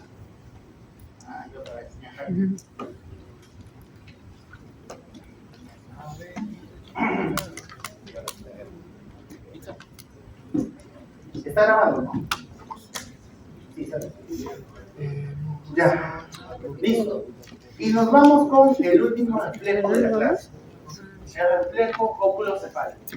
Recuerden que el reflejo óculo-cefálico va a responder a variaciones en la posición de la cabeza. ¿Sí o no? Entonces, una variación en la posición de la cabeza va a despolarizar o activar a un conducto semicircular dentro del aparato vestibular. ¿Está bien? En este caso, recordemos, si es que nosotros tenemos un estímulo que va a ser la aceleración angular, que es el movimiento rotatorio de la cabeza, vamos a generar la despolarización del conducto semicircular hacia el lado donde se ha movido la cabeza. Si la cabeza se mueve hacia la izquierda, despolariza el conducto semicircular horizontal izquierdo. ¿Está bien? Mientras que hiperpolarizo en el otro lado. Esta despolarización va a permitir la conversión hacia potenciales de acción. ¿De qué nervio? ¿Cuál es? Cócleo vestibular o octavo nervio craneal. Recordemos entonces que la aferente va a ser la rama vestibular del nervio 8. ¿Está bien? ¿Quedó claro? Esta información va a viajar ¿hacia dónde? A los núcleos vestibulares. Siendo que en los núcleos vestibulares va a ser la primera sinapsis. Específicamente quiero que se acuerden que para la función del reflejo óculo-cefálico, el principal núcleo vestibular implicado es el núcleo vestibular medial. Siendo que este núcleo vestibular medial va a ser la primera sinapsis y este va a estimular hacia el núcleo abducens del otro lado. Recuerda, si tú mueves la cabeza hacia la izquierda, el objetivo de este reflejo es que tú fijes la mirada. Entonces, si tú moviste la cabeza a la izquierda, el reflejo va a intentar que tú fijes la mirada hacia la derecha, siendo que los ojos se mueven en el lado contrario. ¿Está bien? Por tanto, se van a dar cuenta que, vamos a pensar, si yo generé un movimiento de aceleración angular izquierdo, se activó mi conducto semicircular horizontal izquierdo. Activé a mis núcleos vestibulares izquierdo, ¿sí o no? Principalmente el medial. El medial va a excitar ¿a qué núcleo del sexto? ¿Al izquierdo o al derecho? ¿A dónde voy a mover mi cabeza? ¿A la izquierda o a la derecha? Mira, moví la cabeza hacia la izquierda. ¿Hacia dónde se mueven mis ojos? Derecha. Listo, la derecha. ¿De qué núcleo abducens se va a activar? Derecho. Derecho. ¿Se dan cuenta que la activación del núcleo vestibular medial izquierdo permite la activación del núcleo abducens derecho? Contratero. Generando que los ojos se muevan hacia otro lado.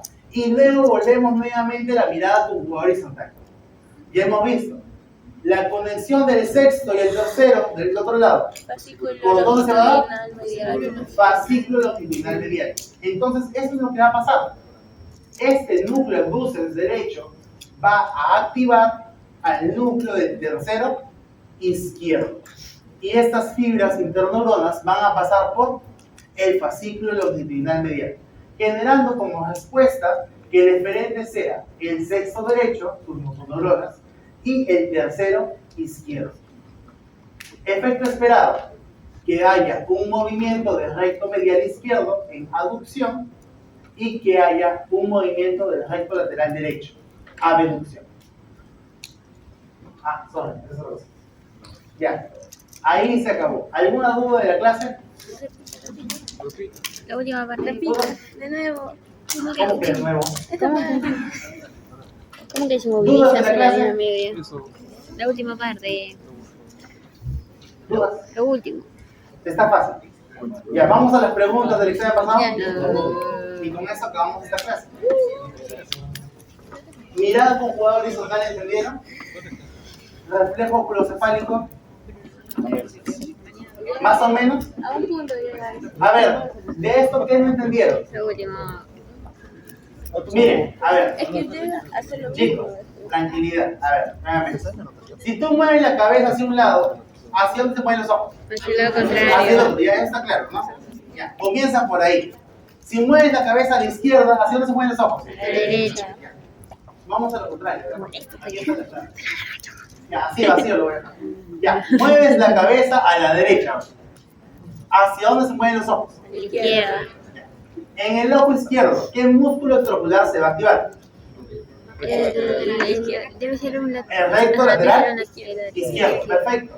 En el ojo derecho, ¿qué músculo estructural vas a activar? Recto medial. el Recto medial. medial. Perfecto, recto medial derecho. Ya, comenzamos. ¿Qué núcleo del sexto vas a activar entonces? Núcleo abduces, ¿izquierdo o derecho? ¿Hacia dónde se movieron los ojos? ¿Qué núcleo abduces vas a activar? El izquierdo. Izquierdo. Es que me olvidé cuál era el ejemplo. ¿Y qué núcleo del tercero vas a activar? El Derecho. ¿Cómo comunicas a ambos? por el fascículo A ver, yo te pregunto, ¿el tercero activa el sexto o el sexto activa el tercero? el sexto activa el tercero. Ya estamos, hasta ahí estamos bien, ¿sí o no? Ya esa parte la entendí. Ya que venga así. Ahora yo te pregunto, ¿hacia dónde se había movido la cabeza, hemos dicho? A la derecha. Ese me olvidé. ¿Qué conducto semicircular se activó? Pues, El derecho, pero ¿cuál? Pues son diferentes tipos. El horizontal. Recuerda que cuando hablas, así mira, haces un movimiento horizontal, así es fácil, como un no, eso permite activar el conducto semicircular horizontal. ¿Está bien? Entonces, en este caso estoy activando el conducto semicircular derecho. Que me olvidé. Este va a activar a los núcleos vestibulares derechos. Y estos núcleos vestibulares derechos van a ir hacia el otro lado, ¿sí o no?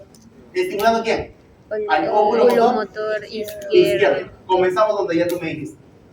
¿Me entiendes? Lo único que tienes que recordar es que cuando tú estimulas a los núcleos vestibulares de un lado, Y ahí empieza lo del este núcleo vestibular medial va a estimular al óvulo motor externo del otro lado.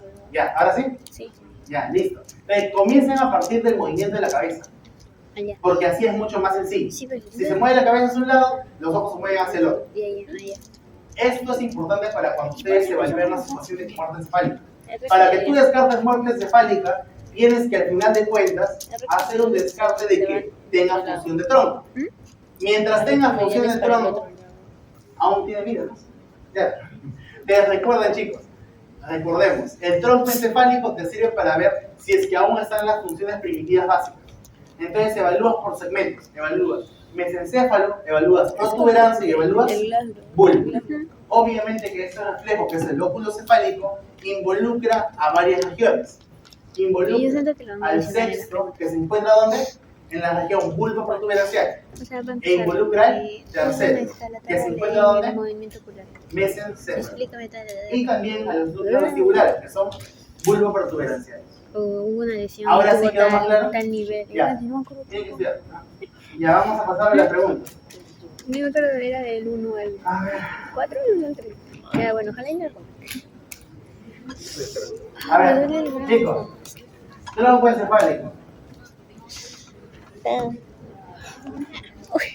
Vamos.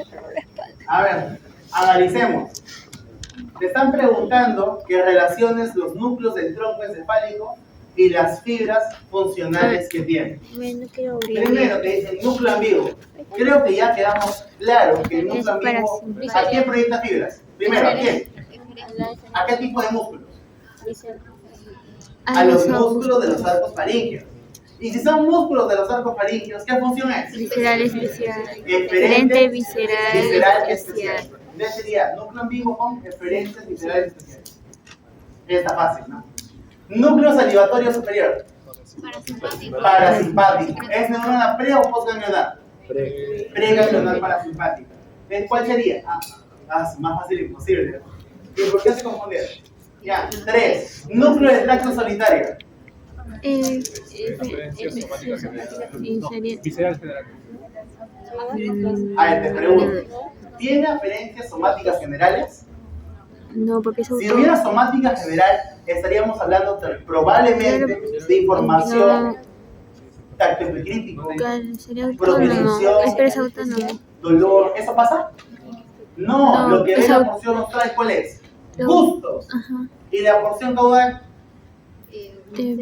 autonómico. ¿Y la parte autonómica qué es? Ajá, sería. Visceral Y. general. Porque recuerden que cuando hablamos de aferencias viscerales generales, autonómicas, son monosinápticas, ¿sí o no? Ujú. Y justo las sinapsis se hacen ¿dónde? En la región caudal del núcleo del tracto solitario. Entonces, núcleo del tracto Claro, solitario, ¿cuál sería? es autonómica, entonces sería visceral autonómica. Mira, estaba regalado. Te dice de frente autonómico. Ay, Solo sí. tenías que recordar el Yo estaba parámetro, autonómica ¿sí y o no había visto que decía Ya. así. Núcleo mesencefálico del trigémino. ¿Qué información recibe? Sí, sería. No sería Ya, somático. la que sobra, perdón. Ah, Dime, pues, ¿qué información ahí no me recibe? acuerdo cuál es el que sobra. Tacto epicrítico, termoevidencia o propiocepción. Tacto. ¿Ah? No sé qué más. Propiocepción. Recuerden que el mesencefálico es la primera neurona de la propiocepción del rostro. Ya. ¿Estaba fácil o no? Sí. ¿Y por qué solamente la mitad lo respondió? No, pues está mal. Chicos, tienen que estudiar, ¿ah? Yo, chip. Ya. Ya, él está fácil también. Respecto al reflejo vestíbulo ocular, ¿cuál de los siguientes enunciados ocurriría tras el desplazamiento de la cabeza hacia la izquierda? Ya mira, hubo una aceleración angular acá te dice. ¿Hacia dónde? Hacia la izquierda. Comenzamos de ahí. Si la cabeza se movió a la izquierda, ¿hacia dónde se mueven los ojos? A la derecha. ¿Qué núcleo derecho he activado? El abductor. El abductor. Ahí está. Ahí está la clave. ¿Qué núcleo izquierdo he activado? El recto. ¿Ah? Claro, Oculomotor común, ya para la respuesta efectuada sobre el músculo recto interno. ¿Y cuál más? El vestibular. Porque recuerden, la aceleración angular, ¿dónde fue? Hacia la izquierda. O sea, el núcleo vestibular activado es el de la izquierda. ¿Y quién activó ese núcleo vestibular izquierdo? La despolarización del conducto semicircular horizontal izquierdo. A ver, vamos a ver las claves. Activación del núcleo oculomotor común derecho en la región mesencefálica. No, pues no. No se mueve al mismo lado de donde se mueve la cabeza. Ya. Hiperpolarización del conducto semicircular horizontal izquierdo. No, se va a despolarizar. El que se hiperpolarizaría sería el contrario, el derecho. Activación del núcleo troclear derecho por el fascículo longitudinal medial. No. ¿Qué tiene que ver el núcleo del patético? Nada, ¿sí o no? Activación del núcleo vestibular medial lateral derecho. No, ya hemos dicho que sería el vestibular medial lateral de dónde? De la izquierda. ¿Ya lo entendieron? Sí. Ya, practiquen eso, pues chicos. Es como saber cómo. A ver. Ah, ya, este también está bonito. Ya. Respecto al reflejo fotomotor. Relación. La vía aferente lo constituye la rama tálmica del nervio trigémino. ¿Qué dice? No, ¿por qué? No, el ¿Ah? el óptico. Nervio óptico. El fotomotor, la aferencia es por el nervio óptico. Y este que está diciendo la vía aferente constituye la rama tálmica del trigémino, ¿a qué reflejo constituye? Ay, negro. ¿Ah? Al corneal. Al corneal. Recuerden que el corneal va a tener como aferente la rama oftálmica del trigémino. Ya, falso. La integración central se da al nivel mesencefálico mediante un circuito disináptico. Sí. Sí, ¿por qué? A ver. ¿Ah? Porque. Ay. ¿Qué dice? Y... A ver, primero, ¿la integración se da en mesencéfalo, sí o no? Sí. Sí, porque ahí están los núcleos, ¿sí o no? El Dedinger-Westphal y el predictal. ¿Es disináptico o es monosináptico? No. ¿Quién dice mono? ¿Quién dice disináptico? Ninguna. ¿Por qué es disináptico? A ver. Yo siento que lo escribí. Habla. Ya te dije que acá no te vamos a jalar. En el examen tal vez, pero acá no. A ver, vamos. Recuerden que son dos sinapsis. La primera es en el núcleo pretectal y la segunda En Edinburgh. La segunda. Edinger West. Edinburgh-Westphal. Listo. Así pues, O sea, bilateral. son dos sinapsis. Voy a Listo. poner disináptico. El resultado esperado es la dilatación de la pupila de ambos ojos. Respuesta diferente. ¿Ah? Tiene que ser contracción pupilar, o sea, miosis. La dilatación de la pupila, ¿quién lo ocasiona? ¿Ah? ¿Qué sistema nervioso? ¿Qué? Simpático. ¿A través de qué receptor? Muy bien. ¿Por contracción de qué músculo? Ya, más bien. ¿Ah? El músculo radial de los pupilas. El radial del iris. Ya están aprendiendo. ¿Vieron? Ya saben algo, ya está. La respuesta consensual se debe a que a las proyecciones bilaterales de los núcleos pretectales. ¿Qué dicen? ¿Por qué sí? Porque no hay clave solamente dos. ¿Por qué sí? Porque los pretectales a nivel del los pretectales a nivel del mesencéfalo. Ya, recuerden que el núcleo pretectal se va a proyectar hacia los dos lados. Eso justifica la respuesta consensual. ¿Está bien? ¿Estaba fácil o no? Ya, sí estaba fácil, ¿no? Sí. Todos estaban en el PPT todavía. Ah, ya, Feli nomás. Ah, ya, ese es el que ustedes se pasaron. Me han hecho acordar esta pregunta. Picante. Solamente porque Ya. son como Ya. 20%, 12%. Ya. A ver, durante una cena, la doctora Guerra estaba comiendo con todo el equipo de fisiología. Todos estábamos comiendo ceviche. Percibe que está muy picante. Acorde de estímulo sensitivo, ¿cuál sería la modalidad funcional y el nervio craneal involucrado? Ya, ahí dice la clave. A ver, dígame, primero. El picante es una sensación de gusto. De dolor. ¿De qué? De dolor. De dolor. O sea, ¿qué vía sería? Termoalgésica, ¿sí o no? ¿Quién transmite la información termoalgésica? El trigémino. ¿Ah? El trigémino. El trigémino. En la cavidad oral, el trigémino y una parte también puede ser el glosofaringo, por si acaso. Una parte. Sí. El tercio posterior. A ver, les pregunto. ¿La información termoalgésica es somática o es visceral? Somática en este caso. ¿Es general o es especial? Es general. General. Listo. Entonces la información sería aferente al somático general del químico. Te pregunto, ya, más leve. ¿A qué núcleo iría esta información? Espinal. Ah, ya, muy bien, núcleo espinal. Núcleo espinal. Ahora, vamos a ponernos que la doctora Guerra hizo una mueca. Está tan picante que mueve su cara. Esta mueca, ¿qué función sería? Eferente visceral especial. ¿Por qué? Porque es Porque son los del músculos músculo de arco la mímica facial. ¿De quién derivan los músculos de la mímica facial? Del Segundo segundo arco arco faríngeo. ¿Quién lo inerva? El facial. El facial. Ya. ¿Qué núcleo? ¿De qué núcleo salen esos botones? ¿Ah? ¿Qué? Del núcleo motor. ¿El núcleo motor de quién? Del facial. Del facial. Está fácil, ¿sí o no? Fácil. Ya está. ¿Ustedes por qué se equivocaron? Porque no estudiaron. Ya. Esa era la última pregunta de esto. ¿Alguna duda, chicos? Ya, chicos, el día de mañana vamos